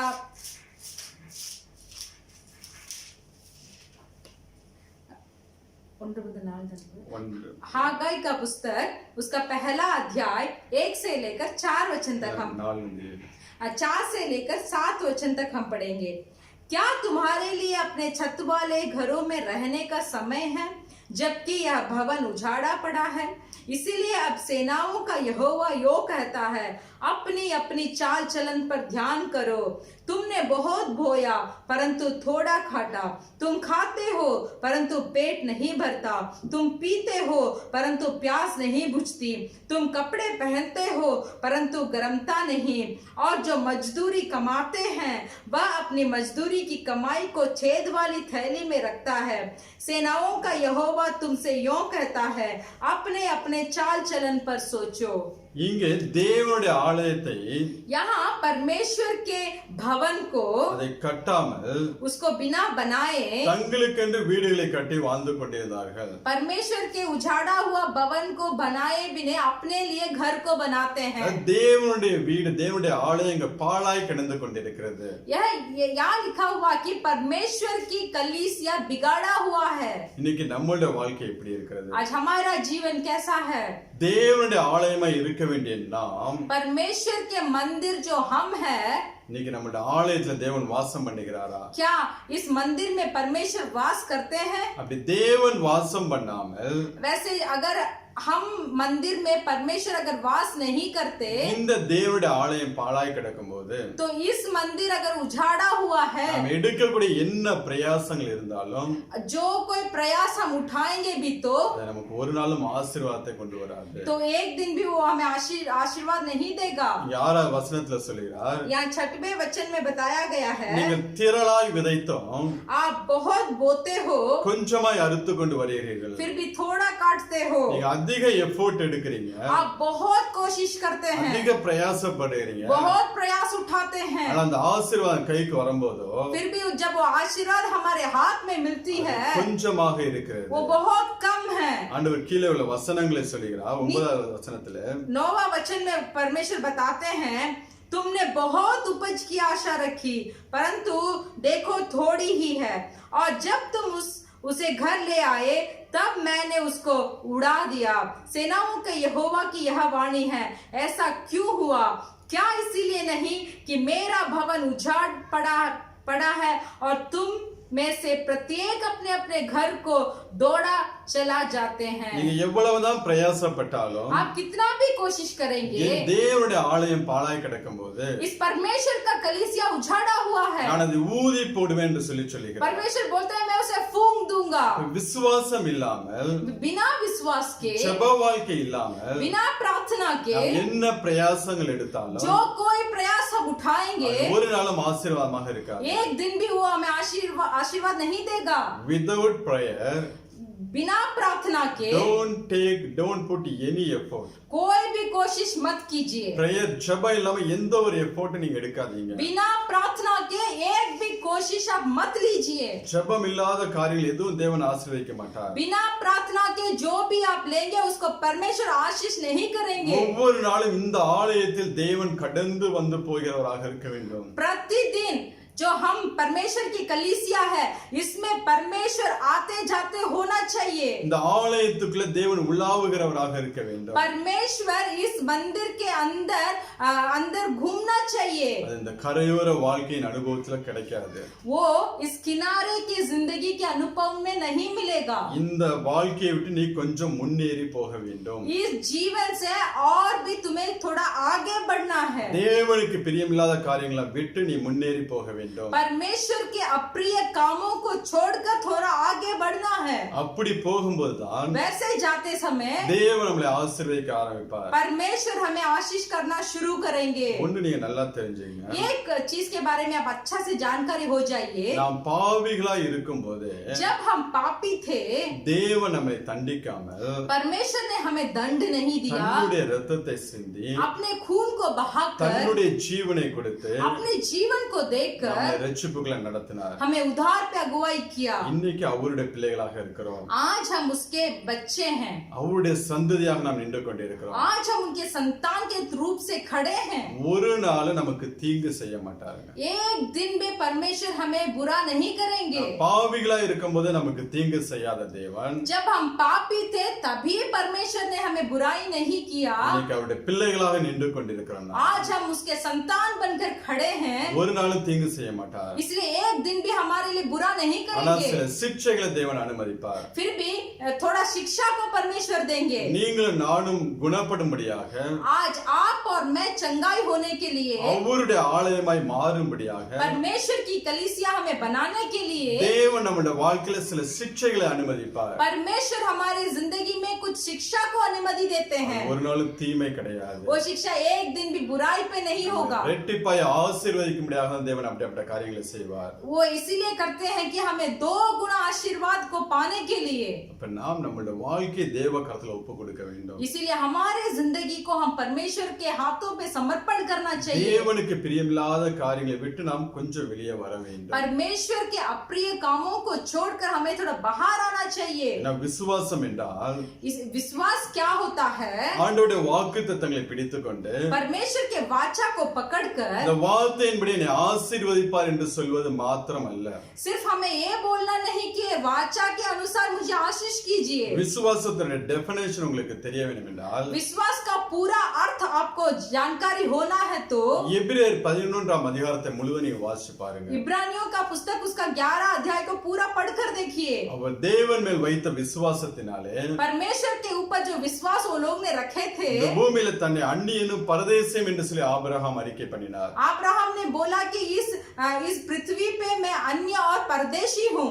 தேவன் மேல வைத்த விசுவாசத்தினாலே परमेश्वर के ऊपर जो विश्वास उन्होंने रखे थे, மோசே அநித்தியமான பாவங்களை விட்டு मूसा जो थे वो अनित्य पाप को छोड़कर தேவ ஜனங்களுடைய துன்பத்தை அனுபவிப்பதை தெரிந்து கொண்டார்। परमेश्वर के लोगों के साथ दुख उठाने के लिए मान गए थे। இன்னும் அந்த அதிகாரம் முழுவதும் வாசிங்கன்னா और भी उस अधिकार पूरा पढ़ेंगे। விசுவாசத்தினாலே தாங்கள் மரிக்க ஒப்பு கொடுத்தார்கள்। विश्वास के लिए अपने आप को मारने के लिए भी दिया, தங்கள் பிள்ளைகளை ஒப்பு கொடுத்தார்கள். अपने बच्चों को भी समर्पण किया। அதுதான் விசுவாசம். वही है था विश्वास। அப்படியாப்பட்ட விசுவாசத்தை தான் தேவன் இந்த நாட்டில் எதிர்பார்க்கிறார். उसी तरीके के विश्वास को आज परमेश्वर हम में चाहते हैं। ஆசீர்வாதத்துக்கு மாத்திரம் விசுவாசத்தை நாம் பயன்படுத்த கூடாது. आशीर्वाद के लिए सिर्फ हमें विश्वास को प्रयोग नहीं करना है, விசுவாசத்துக்காக நாம் சிலவற்றை இழக்கிற பிள்ளைகளாக இருக்க வேண்டும். विश्वास के लिए कुछ चीज को हमें खोना भी चाहिए। அப்படியாப்பட்ட விசுவாசத்தோட முயற்சி செய்யும் போதுதான் उस तरीके के विश्वास के साथ अगर हम कोशिश करेंगे, தேவன் நம்மளை ஆசீர்வதிக்கிறவராக இருக்கிறார். परमेश्वर हमें आशीष करेंगे। இங்க லூக்கா 5ஆம் அதிகாரத்துல यहाँ लूका सुसमाचार का पुस्तक उसका 5वां अध्याय, அங்க பேதுருவை பார்த்து அவர் சொல்லுகிறார். वहाँ पतरस को देखकर बताते हैं, இதற்கு முன்பதாக பேதுரு ஆண்டவரே இயேசு கிறிஸ்துவை குறித்து அறிந்திருக்கிறாரா என்று தெரியவில்லை. हमें मालूम नहीं है कि इसके पहले ही पतरस यीशु के बारे में जानकारी है या नहीं, ஆனால் இப்பொழுது ஆண்டவரே இயேசு கிறிஸ்துவை குறித்து கேள்விப்படுகிறார். फिर भी अभी परमेश्वर यीशु मसीह के बारे में पतरस मालूम पड़ता है। அதாவது ராத்திரி முழுவதும் பிரயாசப்பட்டதெல்லாம் रात पूरा जो कोशिश पतरस ने की थी, இயேசு கிறிஸ்துவை அறியாதற்கு முன்பதாக वो यीशु मसीह के बारे में जानकारी होने से पहले, அவர் மேல் உள்ள விசுவாசத்திற்கு முன்பதாக परमेश्वर यीशु मसीह के ऊपर जो विश्वास नहीं रखा था उसके पहले, அதனால்தான் வெறும் கையோட கரையில திரும்பி வந்தார்கள். इसीलिए खाली हाथ में वो किनारे की ओर पहुंचे। இப்பொழுது நீங்க 4வது வசனத்தை வாசிச்சீங்கன்னா आज भी आप अगर 4था वचन को आप पढ़ेंगे, जब वह बातें कर चुका तो सीमोन ने कहा, गहरे में चल और मछलियां पकड़ने के लिए अपने जाल डालो। 5வது வசனம் और 5वां वचन, सीमोन ने उसको उत्तर दिया, हे स्वामी, हमने सारी रात मेहनत की और कुछ ना पकड़ा, तो भी तेरे कहने से जाल डालूंगा। தேவன் அற்றவனாக बिना परमेश्वर के, தேவனை அறியாதவனாக परमेश्वर की जानकारी के बिना ராத்திரி முழுவதும் பிரயாசப்பட்டு வெறும் கையோட வந்து நின்றான். रात पूरा पतरस ने कोशिश किया और खाली हाथ सुबह இங்க ஆண்டோடைய पहुंचा। ஆண்டோடைய வார்த்தைகளை பிரசங்கத்தை கேட்கிறான். यहाँ परमेश्वर का उपदेश को सुनता है। அந்த பிரசங்கத்தை கேட்கும்போது அவனுக்குள்ள ஒரு விசுவாசம் உண்டாக ஆரம்பிக்கிறது. जब यीशु मसीह का उपदेश को सुनता है तब अपने अंदर एक विश्वास जाग उठता है, उसको मालूम पड़ता है। ஆழத்துல போய் நீ தள்ளி கொண்டு வலையை போடு என்று சொல்லும்போது, इसीलिए जब यीशु ने कहा गहरे में जलकर जाल को डाल बोले तो உம்முடைய வார்த்தையின்படி வலையை போடுகிறேன் என்று சொல்லுகிறார். तो पतरस कहा, तेरे कहने से मैं जाल डालूंगा। அந்த வலையை போட்டபோது திரளான மீன்களை பிடிக்கிறார். तो जब वो जाल को डालता है तो बहुत मछलियों को उसको पकड़ता है। 2 படகுகள் நிரம்பத்தக்கதாக 2 नाव भरने तक அவன் திரளான மீன்களை பிடிக்கிறான். बहुत सारे मछलियों को पकड़ा। அவனுக்கே ஆச்சரியமான காரியமா இருந்துச்சு. ये काम पतरस के लिए बहुत आश्चर्य था, ஏன்னா பேதுருடைய தொழிலே மீன் பிடிக்கிறது தான். क्योंकि पतरस का काम मछली पकड़ना ही है। எந்த நேரத்துல மீன் இருக்கும் மீன் இருக்காது என்று அவனுக்கு நன்றாக தெரியும். किन समयों में मछली होती है, कभी नहीं होती है, सब पतरस को मालूम था। ஆனா ஆண்டவர் கொடுத்த விசுவாச வார்த்தைகளை பிடித்துக்கொண்டு फिर भी परमेश्वर का दिया हुआ विश्वास के वचन को पकड़कर அவன் வலைகளை போடும்போது जब वो जाल को डाला திரளான மீன்களை பிடிக்கிறான். बहुत मछलियों को पकड़ा। இந்த இடத்துல நீ இன்னொரு காரியத்தை பார்க்க வேண்டும். इस जगह पे और एक काम को भी आपको जानना है। அந்த தேவனுடைய வார்த்தைகளை கேட்கும்போது அவனுக்குள்ள விசுவாசம் உண்டாகிறது. परमेश्वर का उपदेश को सुनते समय उसके अंदर एक विश्वास जाग उठता है। ஆண்டவரே இயேசு கிறிஸ்து நினைத்திருந்தால் परमेश्वर यीशु मसीह सोचे थे, ஒரு வார்த்தை சொன்னா போதும், परमेश्वर यीशु मसीह सोचे होंगे तो एक शब्द काफी था। அங்க சமுத்திரத்துல இருக்கிற எல்லா மீன்களும் கரைக்கு வந்திருக்கும். वह समुद्र में जितना भी मछलियां थी वो सब किनारे पे आ पहुंचते थे। ஆனாலும் फिर भी இவங்க சில பிரயாசங்கள் எடுக்க வேண்டும் என்று சொல்லி ये लोग थोड़ा प्रयास उठाने के लिए ஆழத்துல போய் வலைகளை போடு என்று சொல்லி तो சொல்லுகிறார். यीशु बताते हैं गहरे पे जाकर जाल को डालो। விசுவாசம் உள்ளவன் என்று சொல்லி ஒரு இடத்துல நாம் முடங்கி விடக்கூடாது. इसीलिए मैं विश्वासी हूँ बोलकर एक ही जगह में मुझे बैठना नहीं है। நாம் சில பிரயாசங்களை எடுக்கிற பிள்ளைகளாக இருக்க हम வேண்டும். थोड़ा कोशिश भी करना चाहिए। இன்றைய காலகட்டத்துல इन हालतों में, இந்த கொள்ளை நோய் இருக்கக்கூடிய காலகட்டத்துல इस महामारी के बीच में அநேகருக்கு வெளியில இறங்கி போறதுக்கே ஒரு பயம், बहुत ऐसे डर लगता है बाहर जाने के लिए। அநேகருக்கு வேலைக்கு போறதுக்கே ஒரு பயம், नौकरी पे जाने के लिए भी कोई डर रहे हैं। ஒரு ஷாப்பிங் மால் போய் ஜாமா வாங்க வேண்டும் என்று சொன்னா அவர்களுக்கு பயம். शॉपिंग मॉल में जाकर कुछ सामान खरीदना है भी तो उन्हें डर लगता है। அப்படியெல்லாம் இருக்கக்கூடாது. वैसे नहीं रहना है, விசுவாசத்தோட போக வேண்டும். विश्वास के साथ जाना है। நாம் செய்ய வேண்டிய காரியங்களை ஒவ்வொரு நாளும் செய்ய வேண்டும். जो काम काम हम प्रतिदिन करते हैं उसको करना चाहिए। தேவன் அதுல நம்மளை பாதுகாக்கிறவராக இருக்கிறார். परमेश्वर उस सब के बीच में हमें सुरक्षित रखने वाले हैं। நீங்க வீட்டுக்குள்ளே உட்கார்ந்து கொண்டு आप घर के अंदर बैठकर உங்களுக்குள்ளே ஒரு பாதுகாப்பு வளையத்தை போட்டுக்கொண்டு आपके अंदर ही एक सुरक्षित का जाल बिछाकर தேவன் என்னை பாதுகாக்கிறார் என்று சொல்லி நீங்க சொல்லக்கூடாது. तो परमेश्वर मुझे रक्षा कर रहे हैं बोलकर बोलना नहीं। ஒவ்வொரு நாளும் செய்ய வேண்டிய கடமைகளை செய்ய வேண்டும். प्रतिदिन जो काम करते हैं उसको करना चाहिए। அதன் மத்தியில தேவன் நம்மளை பாதுகாக்கிறவராக उसके இருக்கிறார். बीच में परमेश्वर हमें रक्षा करने वाले हैं। நம்ம செய்ய வேண்டிய முயற்சிகள் நாம் செய்ய வேண்டும். जो कोशिश हम करते हैं उसको करना चाहिए। ஆழத்துல என்றால் यहाँ गहरे बोलकर वो शब्द का अर्थ क्या है? மோர் எஃபோர்ட். बहुत कोशिश।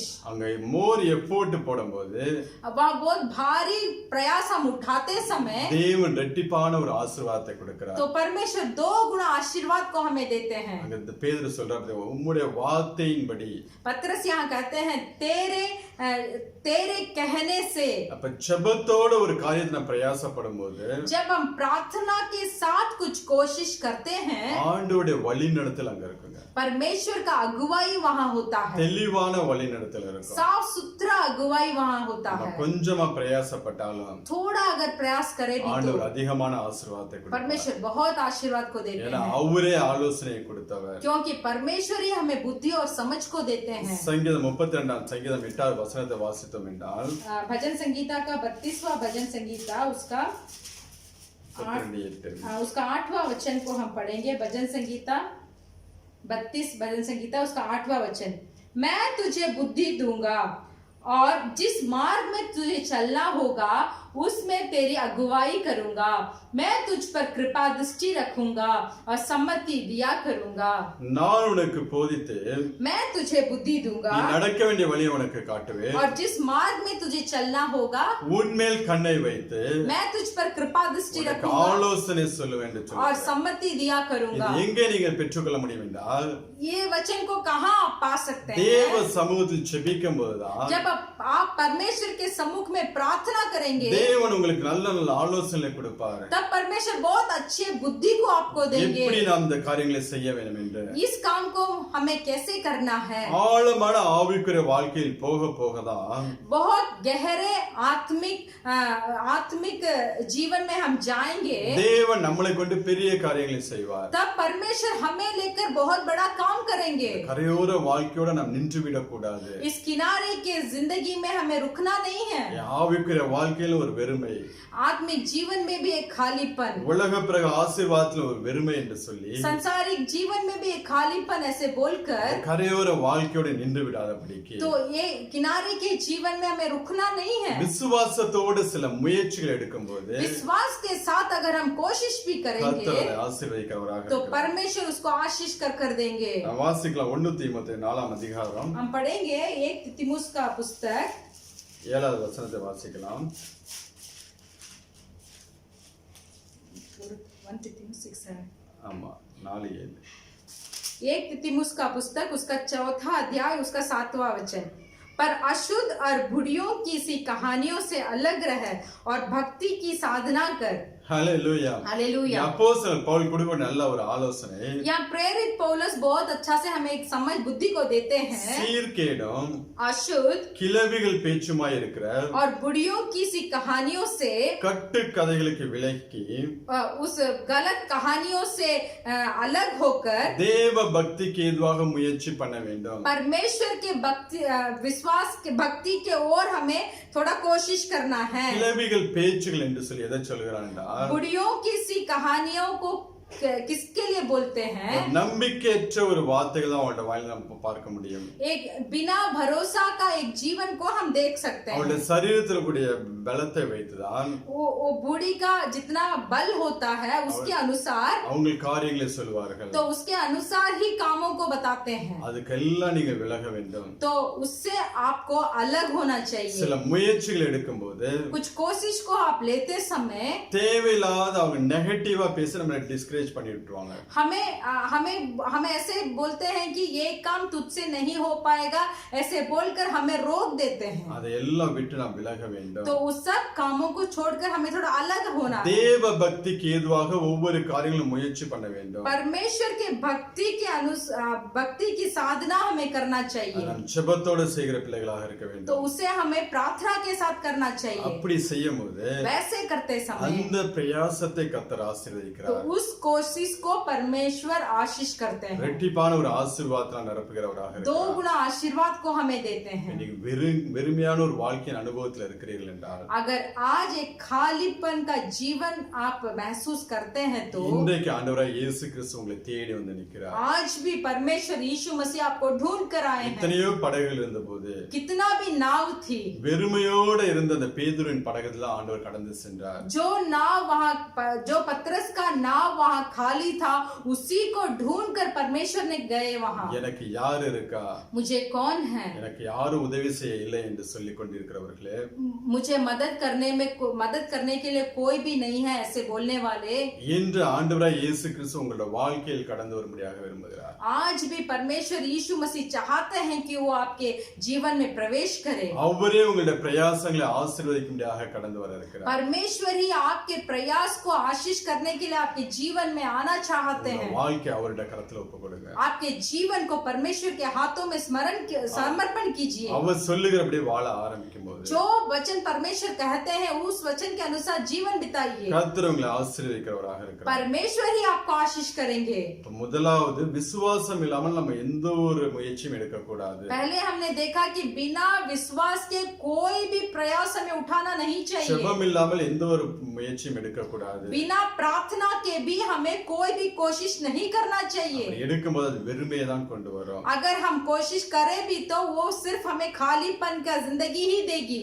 விசுவாசத்தோட, ऐसे विश्वास के साथ, ஜெபத்தோட, प्रार्थना के साथ, தேவ வழிநடத்துதலோட परमेश्वर की अगुवाई के முயற்சி साथ எடுக்கும்போது जब हम प्रयास उठाएंगे இரட்டிப்பான ஒரு ஆசீர்வாதத்தை தேவன் கொடுக்கிறார். तो 2 गुना आशीर्वाद परमेश्वर हमें देते हैं। மூன்றாவதாக तीसरा, ஹை ரிஸ்க் எஃபோர்ட்.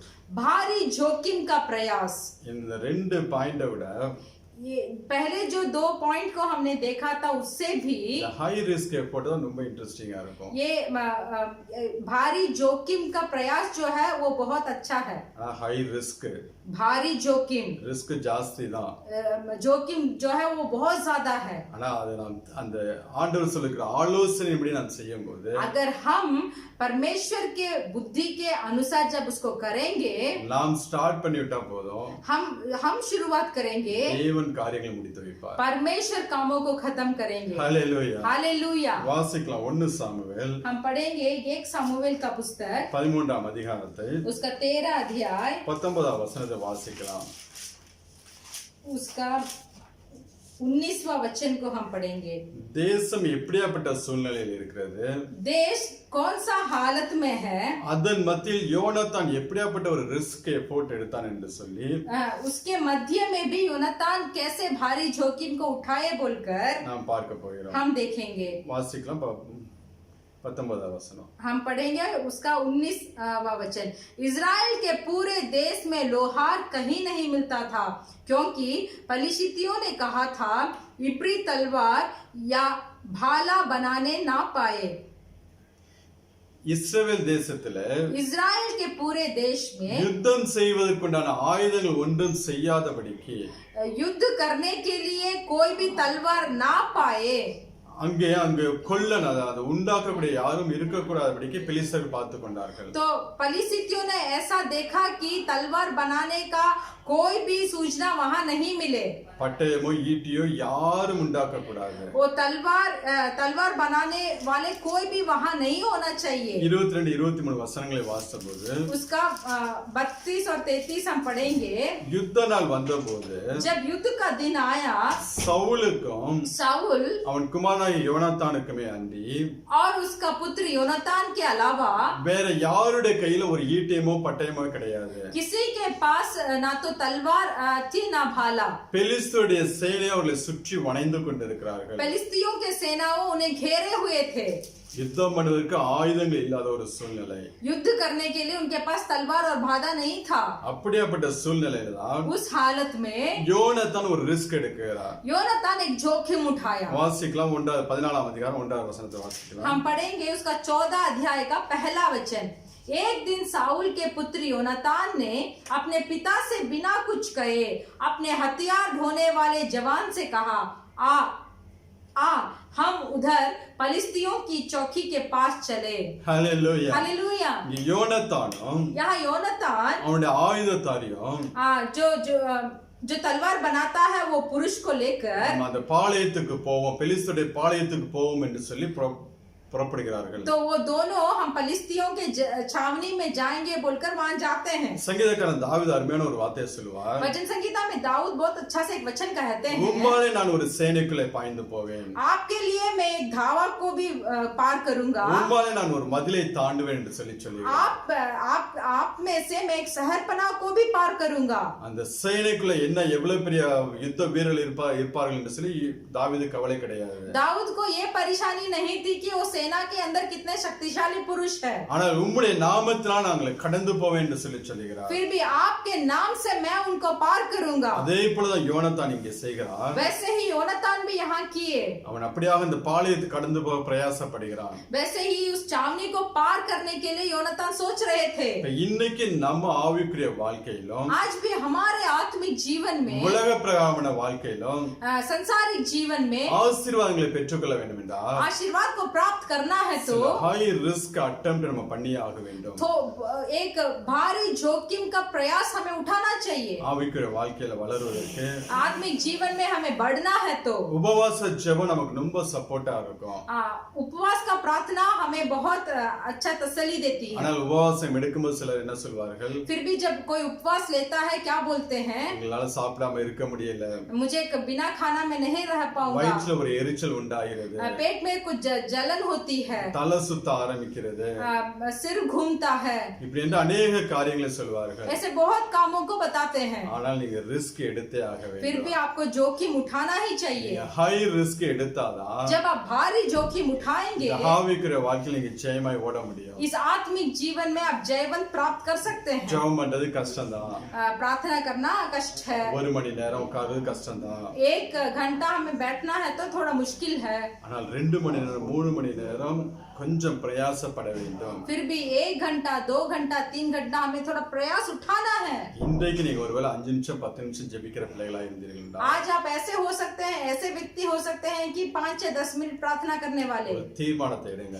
एक निर्णय कीजिए, அரை மணி நேரம் நான் ஜெபிக்க போகிறேன் என்று சொல்லி. मैं आधा घंटा में प्रार्थना करने जा रहा हूँ. அரை மணி நேரம் ஜெபிக்கிற பிள்ளைகள் जो आधा घंटा प्रार्थना करते हैं 1 மணி நேரம் ஜெபிக்க வேண்டும் என்று சொல்லி ஒரு பிரயாசப்படுங்க. तो ऐसे प्रयास उठाइए कि मैं मुझे 1 घंटा प्रार्थना करना है. தீர்மானத்தை எடுத்து एक निर्णय को लीजिए. அதன்படி நீங்கள் பிரயாசப்படும்போது तो उसके अनुसार जब आप प्रयास उठाते हैं கர்த்தர் அதை ஆசீர்வதிக்கிறவராக இருக்கிறார். परमेश्वर उसको आशीष देंगे. உபவாசம் முடியல, உங்களா டயர்ட் ஆகுதா, பரவாயில்ல, उपवास करने में अगर थक जाते हो तो मुश्किल नहीं, ஏதாவது கொஞ்சம் லிக்விட் ஜூஸ் குடிச்சிட்டு நீங்க அப்படியே உபவாசத்துல இருக்கலாம். तो आप थोड़ा जब थक जाते हैं तब कुछ जूस पीकर फिर उपवास को आप कंटिन्यू कीजिए. ஒருவேளை உபவாசம் இருக்குது உங்க சரீரத்தை கொஞ்சம் ரிஸ்காக தான் இருக்கலாம், ऐसा हो कि उपवास लेने में आपके शरीर में थोड़ा जोखिम पहुंच सकता है. ஆனா அந்த ரிஸ்க் எடுக்கும்போது जब आप इस जोखिम को अपने हाथ में उठाते ஆண்டவர் हैं ஆசீர்வாதம் தருகிறவராக तो இருக்கிறார். परमेश्वर उसको आशीष देते இங்க हैं. யோனத்தான் ஒரு ஹை ரிஸ்க் எடுக்கிறாரு. तो यहाँ योनातान एक भारी जोखिम को लेते அவன் हैं. முதலாவது செய்த காரியம், पहले उन्होंने क्या किया, அவன் எடுக்கக்கூடிய ரிஸ்கை அவன் தகப்பனுக்கு அறிவிக்கவில்லை.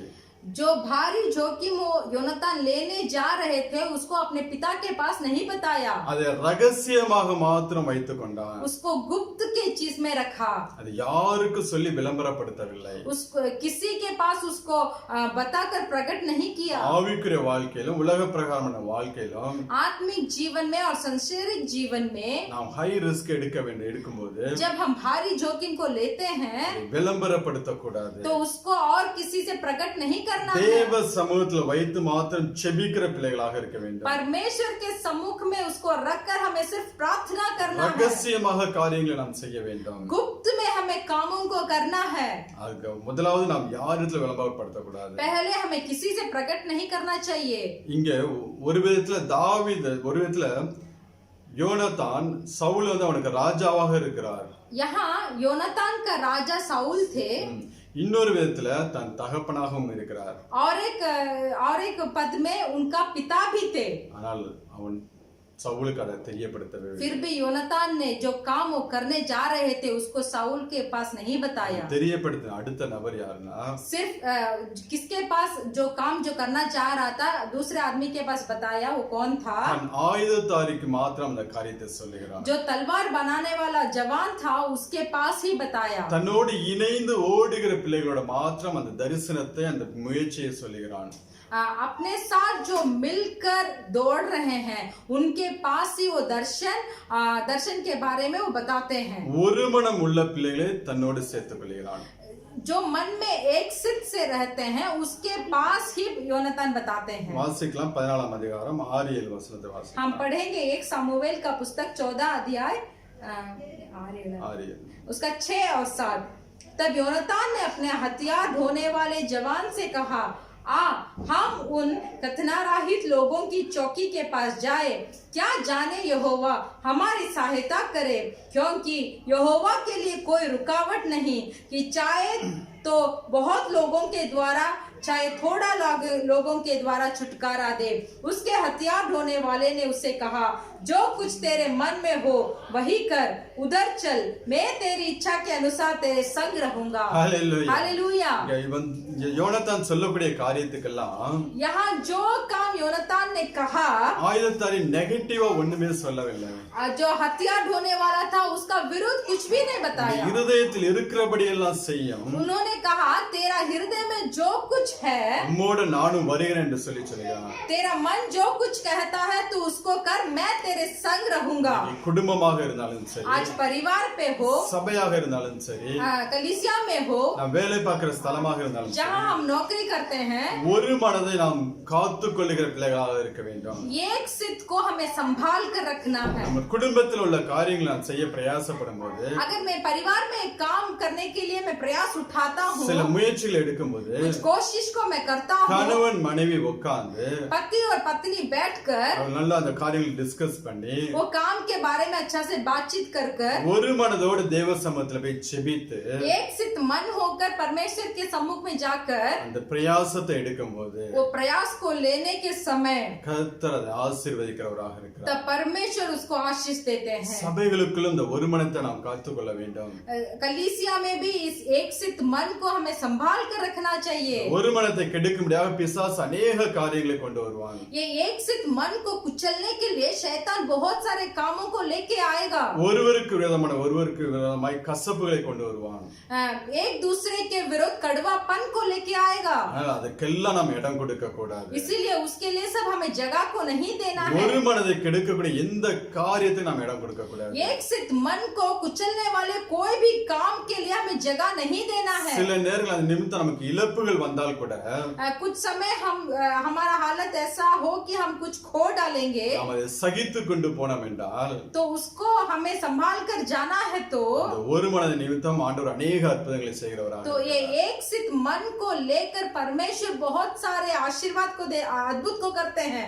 யோனத்தானும் ஆயுதத்தானும் ஒரு மனதோடு அங்கு அவர்கள் போகிறார்கள். यहाँ योनातान और हथियार ढोने वाले दोनों एक सिद्ध मन में जाते हैं. ஒரு மனதோடு நீங்க செய்ய ஆரம்பிக்கும் போது जब एक सिद्ध मन से आप करेंगे அந்த காரியத்தை குறித்து தேவன் சில அடையாளங்களை உங்களுக்கு கொடுக்க ஆரம்பிப்பார். तो उस काम के बारे में परमेश्वर कुछ चिन्ह को आपको दिखाएंगे. வாசிக்கலாம் 10வது வசனத்தை வாசிக்கலாம். आप पढ़ सकते हैं 10वां वचन. परंतु यदि वे यह कहे, हमारे पास चढ़ आओ, तो हम यह जानकर चढ़े कि यहोवा उन्हें हमारे हाथ में कर देगा, हमारे लिए यही चिन्ह हो. ஹalleluya. हालेलुया. யோனத்தான் சொல்கிறார், यहाँ योनातान बोलते हैं, ஏறி வாருங்கள் என்று சொல்லி பெலிஸ்தர் சொன்னால் அதுவே நமக்கு அடையாளம் என்று சொல்லி, अगर पलिस्तियों ने हमसे बोलेंगे कि चढ़कर यहाँ हा, तो वो शब्द हमारे लिए चिन्ह होगा. அப்ப அந்த யோனத்தானையும் இந்த ஆயுதத்தானையும் அந்த பெலிஸ்தர் சேனைகள் பார்க்கிறார்கள். तब योनातान और इस हथियार ढोने वालों को पलिस्तिया ने देखते हैं, நீங்கள் ஏறி வாருங்கள் என்று சொல்லும்போது आप चढ़कर आओ बोलकर बोलते समय ரெண்டு பேரும் கடந்து சென்று யுத்தத்தை ஆரம்பிக்கிறார்கள். दोनों वहां जाकर युद्ध को शुरू करते हैं. அங்க யுத்தத்தை ஆரம்பிச்ச உடனே वहां जब युद्ध को शुरू करते हैं தேவன் அந்த இடத்துல போக तो ஆரம்பிச்சார். परमेश्वर वहां जाते हैं. ஹை ரிஸ்க் எஃபோர்ட்ல ये भारी जोखिम का प्रयास में நம்ம ஸ்டார்ட் பண்ணிட்டா போதும், सिर्फ हम शुरुआत करेंगे, ஆண்டவர் முடிச்சிடுவாரு. परमेश्वर उसको खत्म करेंगे. பேதுரு வாழ்க்கையில பாருங்களேன், या पतरस का जीवन में देखिए ना, பேதுரு சில எஃபோர்ட் எடுக்க முடியாத ஆண்டவர் விடுகிறார். पतरस थोड़ा कोशिश करने के लिए परमेश्वर छोड़ते हैं. ஆனா ஹை ரிஸ்க் எஃபோர்ட் फिर भी भारी जोखिम का प्रयास ஸ்டார்ட் பண்ணிட்டா போதும், सिर्फ आप शुरुआत करेंगे தேவன் காரியங்களை முடிய பண்ணுவார். तो परमेश्वर काम को खत्म करेंगे. வாசிக்கலாம் 5வது வசனத்தை. उसको इस वही अध्याय में 15 वचन को हम पढ़ेंगे. और छावनी में और मैदान पर और उन सब लोगों में थरथराहट हुई और चौकी वाले और आक्रमण करने वाले भी थरथराने लगे और भूकंप भी हुआ और अत्यंत बड़ी थरथराहट हुई. ஹalleluya. हालेलुया. ஆண்டவர் அங்க பூமி அதிர்ச்சியை உண்டாக்குகிறார். वहां परमेश्वर भूकंप को देते हैं. தேவனால் பயங்கரம் உண்டாகிறது. परमेश्वर के द्वारा वहां एक भयंकर होती है. ஒருவர் ஒருவர் வெட்டி விழ ஆரம்பிக்கிறார்கள். एक दूसरे को मारना शुरू करते हैं. திரளான ஜனங்கள் அந்த பெலிஸ்தியர் சேனை, वो पलिस्तियों का सेना बहुत से सारे लोग उसमें थे. ரெண்டு பேர் மாத்திரம் போய் நின்று सिर्फ 2 आदमी वहां जाकर खड़े होकर அங்க ரிஸ்க் எடுக்கும்போது जब वो जोखिम को उठाते हैं, தேவன் கடந்து வந்து परमेश्वर वहां पहुंचते हैं. அங்க பயங்கரங்களை உண்டாக்கி वहां भयंकर को आने के लिए देते हैं. அன்றைய தினம் தேவன் பெலிஸ்தியர்களிருந்து இஸ்ரவேல் ஜனங்களை ரட்சித்தார். उस दिन परमेश्वर पलिस्तियों के हाथों से इजराइल का उद्धार किया. கண்பான தேவ பிள்ளைகளே, मेरे प्रिय भाई और बहनों, சோர்ந்து போயிருக்கிறீங்களா? क्या आप थक गए हैं? இன்னைக்கு ஒரு தீர்மானத்தை எடுங்க. आज एक निर्णय कीजिए. ஹை ரிஸ்க் எடுக்க போகிறேன். मैं एक भारी जोखिम को उठाना ரெண்டு चाहता हूँ. காரியத்திலயும் இருக்கணும். 2 चीज में होना चाहिए. ஆவிக்குரிய வாழ்க்கையிலும் आत्मिक जीवन में உலக भी பிரகாரமான காரியங்களிலும் और संसारिक जीवन में भी. ரெண்டு காரியத்துல ஹை ரிஸ்க் எடுக்க போகிறேன். सो ये 2 कामों में मैं एक भारी जोखिम को उठाना चाहता हूँ. ஜெப வாழ்க்கையை நான் கட்ட போகிறேன். आज मेरा प्रार्थना का जीवन को भी मैं बांधूंगा. என் வேத வாசிப்பு வாழ்க்கையை நான் கட்ட போகிறேன். मेरा बाइबल पढ़ने का जीवन को भी मैं बांधूंगा. நான் ஊழியம் செய்ய போகிறேன் என்று சொல்லி मैं सेवगाई करूंगा बोलकर. ஊழியத்திலும் அப்படிப்பட்ட ரிஸ்க் எடுக்கிற பிள்ளைகளாக நாம் இருக்க வேண்டும். सेवगाई में भी हमें थोड़ा जोखिम उठाना चाहिए. பயந்து பயந்து நாம் காரியங்களை செய்யக்கூடாது. डर के मारे हम काम को नहीं करना है. நம்முடைய ஹிந்தி ஆராதனைக்கு கூட हमारा हिंदी आराधना में அல்கோர் ஆராதனைக்கு ஆரம்பத்துல எங்களுக்கு கொஞ்சம் பயம் இருந்துச்சு. ये अल्कोर आराधना में शुरुआत करने में थोड़ा डर था. அதுக்கப்புறம் ரிஸ்க் எடுக்க ஆரம்பிச்சோம். उसके बाद हमने जोखिम को उठाया. ஆண்டவர் இந்நாள் வரை அதை ஆசீர்வதித்து வருகிறார். परमेश्वर अब तक उसको आशीष देकर आए நம்மளோட हैं. வாழ்க்கையில சில ரிஸ்க் எடுக்கும்படியாக பிரயாசப்பட வேண்டும். हमारे जीवन में भी थोड़ा जोखिम उठाने के लिए हमें प्रयास करना चाहिए. எடுக்கும்போது वैसे लेते समय விளம்பரப்படுத்த கூடாது. प्रकट मत करो. ரகசியமாக வைத்து நாம் தேவ சமூகத்தில் ஜெபிக்க வேண்டும். परमेश्वर के सम्मुख में गुप्त से प्रार्थना करो. இரண்டாவதாக दूसरा, ஒரு மனமாய் நிற்கக்கூடிய பிள்ளைகளை சேர்த்துக் கொள்ள வேண்டும். जो आपके मन के साथ एकसित है उन्हीं मनुष्यों को आपसे मिला लीजिए. அப்படி செய்யும்போது மூன்றாவது தேவன் நல்ல அடையாளத்தை கொடுத்து நம்மை நடத்த तो ஆரம்பிப்பார். तीसरा वैसे करते समय तीसरा परमेश्वर एक अच्छे चिन्ह को दिखाकर हमें अगुवाई करेंगे. நாலாவதாக चौथा, தேவனே வந்து நின்று நமக்காக ஜெயம் கொடுக்கிறார். நம்மளை ஜெயிக்கிறவர்களாக மாற்றுவார். परमेश्वर ही आके खड़े होकर हमें जयवंत बनाएंगे. ஹalleluya. हालेलुया. ஹை ரிஸ்க் எஃபோர்ட் நீங்க ஸ்டார்ட் பண்ணிட்டா போதும், ये भारी जोखिम आप शुरुआत करेंगे, ஆண்டவர் அதை ஜெயமாய் முடிய பண்ணுவார். परमेश्वर उसको जयवंत करेंगे. கண்பான தேவ பிள்ளைகளே, मेरे प्रिय परमेश्वर के लोगों, நீங்க வெறும் கையோட अगर आज आप खाली हाथ में, கரையோரத்துல வாழ்ந்து கொண்டிருக்கிறீங்க, अगर किनारे की ओर आप जी रहे हैं, கொஞ்சம் அந்த நிலைமையை விட்டு கொஞ்சம் முன்னேறி வாங்க. उस हालत को छोड़कर और थोड़ा आगे बढ़िए. உடனே ஆண்டவர் ஆழத்துல போய் வளைய போடு என்று சொல்ல மாட்டார். परमेश्वर तुरंत ऐसे नहीं करेंगे तू गहरे में जाकर जाल को बिछा. அந்த படகை கரையிலிருந்து கொஞ்சம் சற்று தூரம் கொண்டு போங்க என்று சொல்லுகிறார். परमेश्वर बताए हैं कि वो नाव को थोड़ा किनारे से आगे बढ़ाकर लेके जा. பின்பு அவருடைய விசுவாசத்தை ஆண்டவர் தட்டி எழுப்புகிறார். फिर उनके अंदर जो विश्वास था उस विश्वास को परमेश्वर यीशु मसीह ने जाग उठाया. அதுக்கப்புறம் ஆழத்துல போய் வளைய போட சொல்லுகிறார். उसके बाद यीशु मसीह ने कहा गहरे में जाकर जाल बिछा. அடுத்த லெவல் தான் वो उसका दूसरा पद है ஹை ரிஸ்க் भारी जोखिम, high risk effort. भारी जोखिम का प्रयास। நீங்க பேதுருவோட வாழ்க்கை, அப்போஸ்தலரோட வாழ்க்கையை பார்த்தீங்கன்னா आप प्रेरितों का जीवन, पतरस का जीवन को देखेंगे, அவங்களோட ஊழியங்கள் அவங்க எடுத்த ஹை ரிஸ்க் தங்களுடைய ஜீவனை வச்சு ஊழியம் செஞ்சாங்க.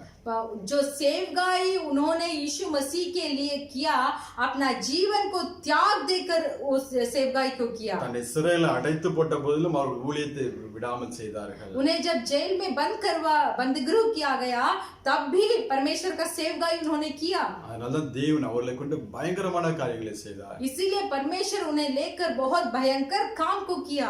இன்றைக்கு அப்படியாப்பட்ட ஒரு ஆசீர்வாதத்துக்கு தான் தேவன் உங்களை அழைக்கிறார். आज भी इन तरीके के आशीर्वाद को पाने के लिए परमेश्वर आपको बुला रहे हैं। அப்படியாப்பட்ட ஒரு வாழ்க்கைக்கு உங்களை மாற்றும்படியாக தேவன் இன்றைக்கு உங்களுக்கு முன்பதாக கடந்து வந்து நிற்கிறார். उस तरीके के जीवन के तरह आपका जीवन बदलने के लिए परमेश्वर आपके सामने आकर आज खड़े हैं। இன்றைக்கு உங்க வாழ்க்கையை நீங்கள் ஒப்பு கொடுத்தீர்கள் என்றால், आज भी अगर आपके जिंदगी को परमेश्वर के हाथों में समर्पण करेंगे तो தேவன் ரெட்டிப்பான ஆசீர்வாதம், परमेश्वर 2 गुना आशीर्वाद देंगे, பயங்கரமான காரியங்களை बहुत भयंकर काम करेंगे, உங்களுடைய வாழ்க்கையில செய்து आपके जीवन में करेंगे, உங்களை நடத்தி கொண்டு போவார். आपको अगुवाई करेंगे। எத்தனை பேர் ஒப்பு கொடுக்க போறீங்க? कितना जन आप में से समर्पण करेंगे? ஆவிக்குரிய வாழ்க்கையிலும் मेरे आत्मिक जीवन में भी, உலக பிரகாரமான வாழ்க்கையிலும் मेरे संसारिक जीवन में भी ஹை ரிஸ்க் நான் எடுக்க போகிறேன். एक भारी जोखिम को मुझे करना है। நல்ல ஒரு ஜெபத்தோட காரியங்களை செய்ய பிரயாசப்படுங்க. अच्छे प्रार्थना के साथ काम को करने के लिए प्रयास उठाइए। கர்த்தர் உங்களுக்கு நல்ல ஆலோசனை கொடுத்து நடத்துவார். परमेश्वर आपको अच्छे बुद्धि को देकर आपको अगुवाई करेंगे। நான் ஜெபிக்கலாம். हम प्रार्थना करेंगे। Hallelujah, hallelujah. धन्यवाद, धन्यवाद, धन्यवाद, धन्यवाद, धन्यवाद यीशु मसीह। धन्यवाद, धन्यवाद। सब मुंह खोलकर धन्यवाद स्तुति कीजिए, गहरे हृदय से स्तुति, स्तुति, स्तुति, स्तुति, स्तुति, धन्यवाद, स्तुति, धन्यवाद, स्तुति, धन्यवाद, स्तुति, धन्यवाद। एक इतना अच्छा संदेश, उपदेश के द्वारा परमेश्वर ने हमसे आज बात किया है। हालेलुया। अगर हमारा जीवन खालीपन हो, अगर हम सोच रहे हैं कि हम क्यों जीवन जी रहे हैं, अगर हम सोच रहे हैं कि ने उधार प्राप्त कर कर भी परमेश्वर के लिए कुछ भी नहीं किया, ऐसे अगर हमारा जीवन, आत्मिक जीवन खाली हो, संसारिक जीवन खाली हो, अगर हमारा जीवन ऐसे ऐसे है बोलकर हम सोच रहे हैं, तो आज परमेश्वर का संदेश हम हर एक को आप पहुंचा है, हमारा विश्वास को जाग उठाने के लिए। हालेलुया। हमें भारी जोखिम को उठाने के लिए, हालेलुया, प्रार्थना के साथ हम कामों को करने के लिए परमेश्वर ने आज अपने संदेश को हर एक भाई और बहन के साथ उनका बाट को जोया है। धन्यवाद, धन्यवाद यीशु मसीह। धन्यवाद। इस संदेश के लिए हम धन्यवाद करते हैं। हम हर एक भाई और बहन हमारे इस जीवन को प्रार्थना के साथ, गुप्त के साथ हम आपके हाथों में हम समर्पण करते हैं परमेश्वर। Hallelujah, hallelujah. हमें भी परमेश्वर, हमें भी एक अच्छा सेवक बनाइए परमेश्वर। हालेलुया। प्रार्थना के साथ 2 गुना आशीर्वाद को प्राप्त करने के लिए विश्वास, प्रार्थना, आज्ञापन के साथ 2 गुना आशीर्वाद को आपके हाथों से हम प्राप्त करने के लिए आपके बुद्धि और सामर्थ और समझ से हमारा जीवन को भरिए परमेश्वर। और भी जो जीवन आज किनारे के ओर जितनों ने हम खड़े हैं, हम और किनारे में नहीं खड़े होंगे, इस गंदगी में नहीं खड़े होंगे, इस दुर्गंध में नहीं खड़े होंगे परमेश्वर। आपके लिए हम आपके लिए और थोड़ा आगे बढ़ेंगे। हमारे विश्वास में हम आगे बढ़ना चाहते हैं। Hallelujah, hallelujah. हमारे इस नाव में परमेश्वर हम आपको स्वागत करते हैं। We welcome you. हम आपको स्वागत करते हैं। इस कलीसिया जो उजाड़ा हुआ है, जो खराब है, इस कलीसिया के अंदर आ जाइए। सब परमेश्वर को ग्रहण कीजिए, फिर से बुलाइए परमेश्वर। हमने सुना पापी को परमेश्वर कभी घृणा नहीं करते, पापी के लिए ही परमेश्वर अपना खून को बहाए हैं। तो हम पापी के परमेश्वर कभी घृणा नहीं करते, कभी बुराई नहीं करते। सब मुंह खोलकर परमेश्वर इस नाव के अंदर आप आ जाइए, इस कलीसिया में आप घूमने वाले हो जाइए परमेश्वर। Thank you Lord. धन्यवाद, धन्यवाद, धन्यवाद यीशु मसीह। इस अच्छे संदेश के लिए हम धन्यवाद करते हैं। इतना अच्छा संदेश पवित्र आत्मा के द्वारा हमारे पास्टर जी दिए हैं परमेश्वर, हम उनके लिए धन्यवाद करते हैं, उनके परिवार के लिए धन्यवाद करते हैं। हालेलुया। उनके बच्चों के लिए हम धन्यवाद करते हैं। आपके लहू से उन्हें ढके, आत्मिक आशीर्वाद, सांसारिक आशीर्वाद से उन्हें भरे परमेश्वर। हालेलुया। हमारा सारी कलीसिया को आपके हाथ में हम समर्पण करते हैं, कलीसिया के याजकों को आपके हाथ में समर्पण करते हैं। हालेलुया। आप आपके पूरे शुद्ध उनके अंदर होकर आशीर्वाद बनाने के लिए हम आपको धन्यवाद करते हैं। हमारे कलीसिया के भाई और बहन, परिवार, बच्चों सबको आपके हाथ में समर्पण करते हैं परमेश्वर। सबकी जरूरतें पूरे करें। अब से सब लोग विश्वास से प्रयास उठाने के, कामयाब बनने के लिए आप मदद करने के लिए हम मांगते हैं परमेश्वर। सिर्फ एक ही चीज हम चाहते हैं, जो भी करें आपके शुद्ध के अनुसार, सब अप्रिय कामों को छोड़कर आपके प्रिय बनने के लिए हमें मदद कीजिए परमेश्वर। आपके आगमन में हमें प्रवेश होना है, उतना योग्य हमें बनाइए, पवित्रता को संभाल रखने के लिए, आपके प्रेम को संभाल रखने के लिए, एक सित मन को संभाल रखने के लिए। आज से जितना भी भारी जोखिम को हम उठाए परमेश्वर, आप उसे खत्म करने में सामर्थ है बोलकर हम विश्वास करते हैं। यीशु मसीह के नाम से हम मांगते हैं पिता, आमेन। கர்த்தராகிய இயேசு கிறிஸ்துவின் கிருபையும் हमारा यीशु मसीह का कृपा, பிதாவாகிய தேவனுடைய அன்பும் पिता परमेश्वर का प्रेम, பரிசுத்த ஆவியின் அந்யோன்ய ஐக்கியம் पवित्र आत्मा का सौभाग्यता இன்றும் என்றும் நாம் அனைவரோட கூட இருப்பதாக आज और हर पल हमारे साथ हो। ஆமென் आमेन। हालेलुया हालेलुया। हालेलुया हालेलुया। जय मसीह जय मसीह।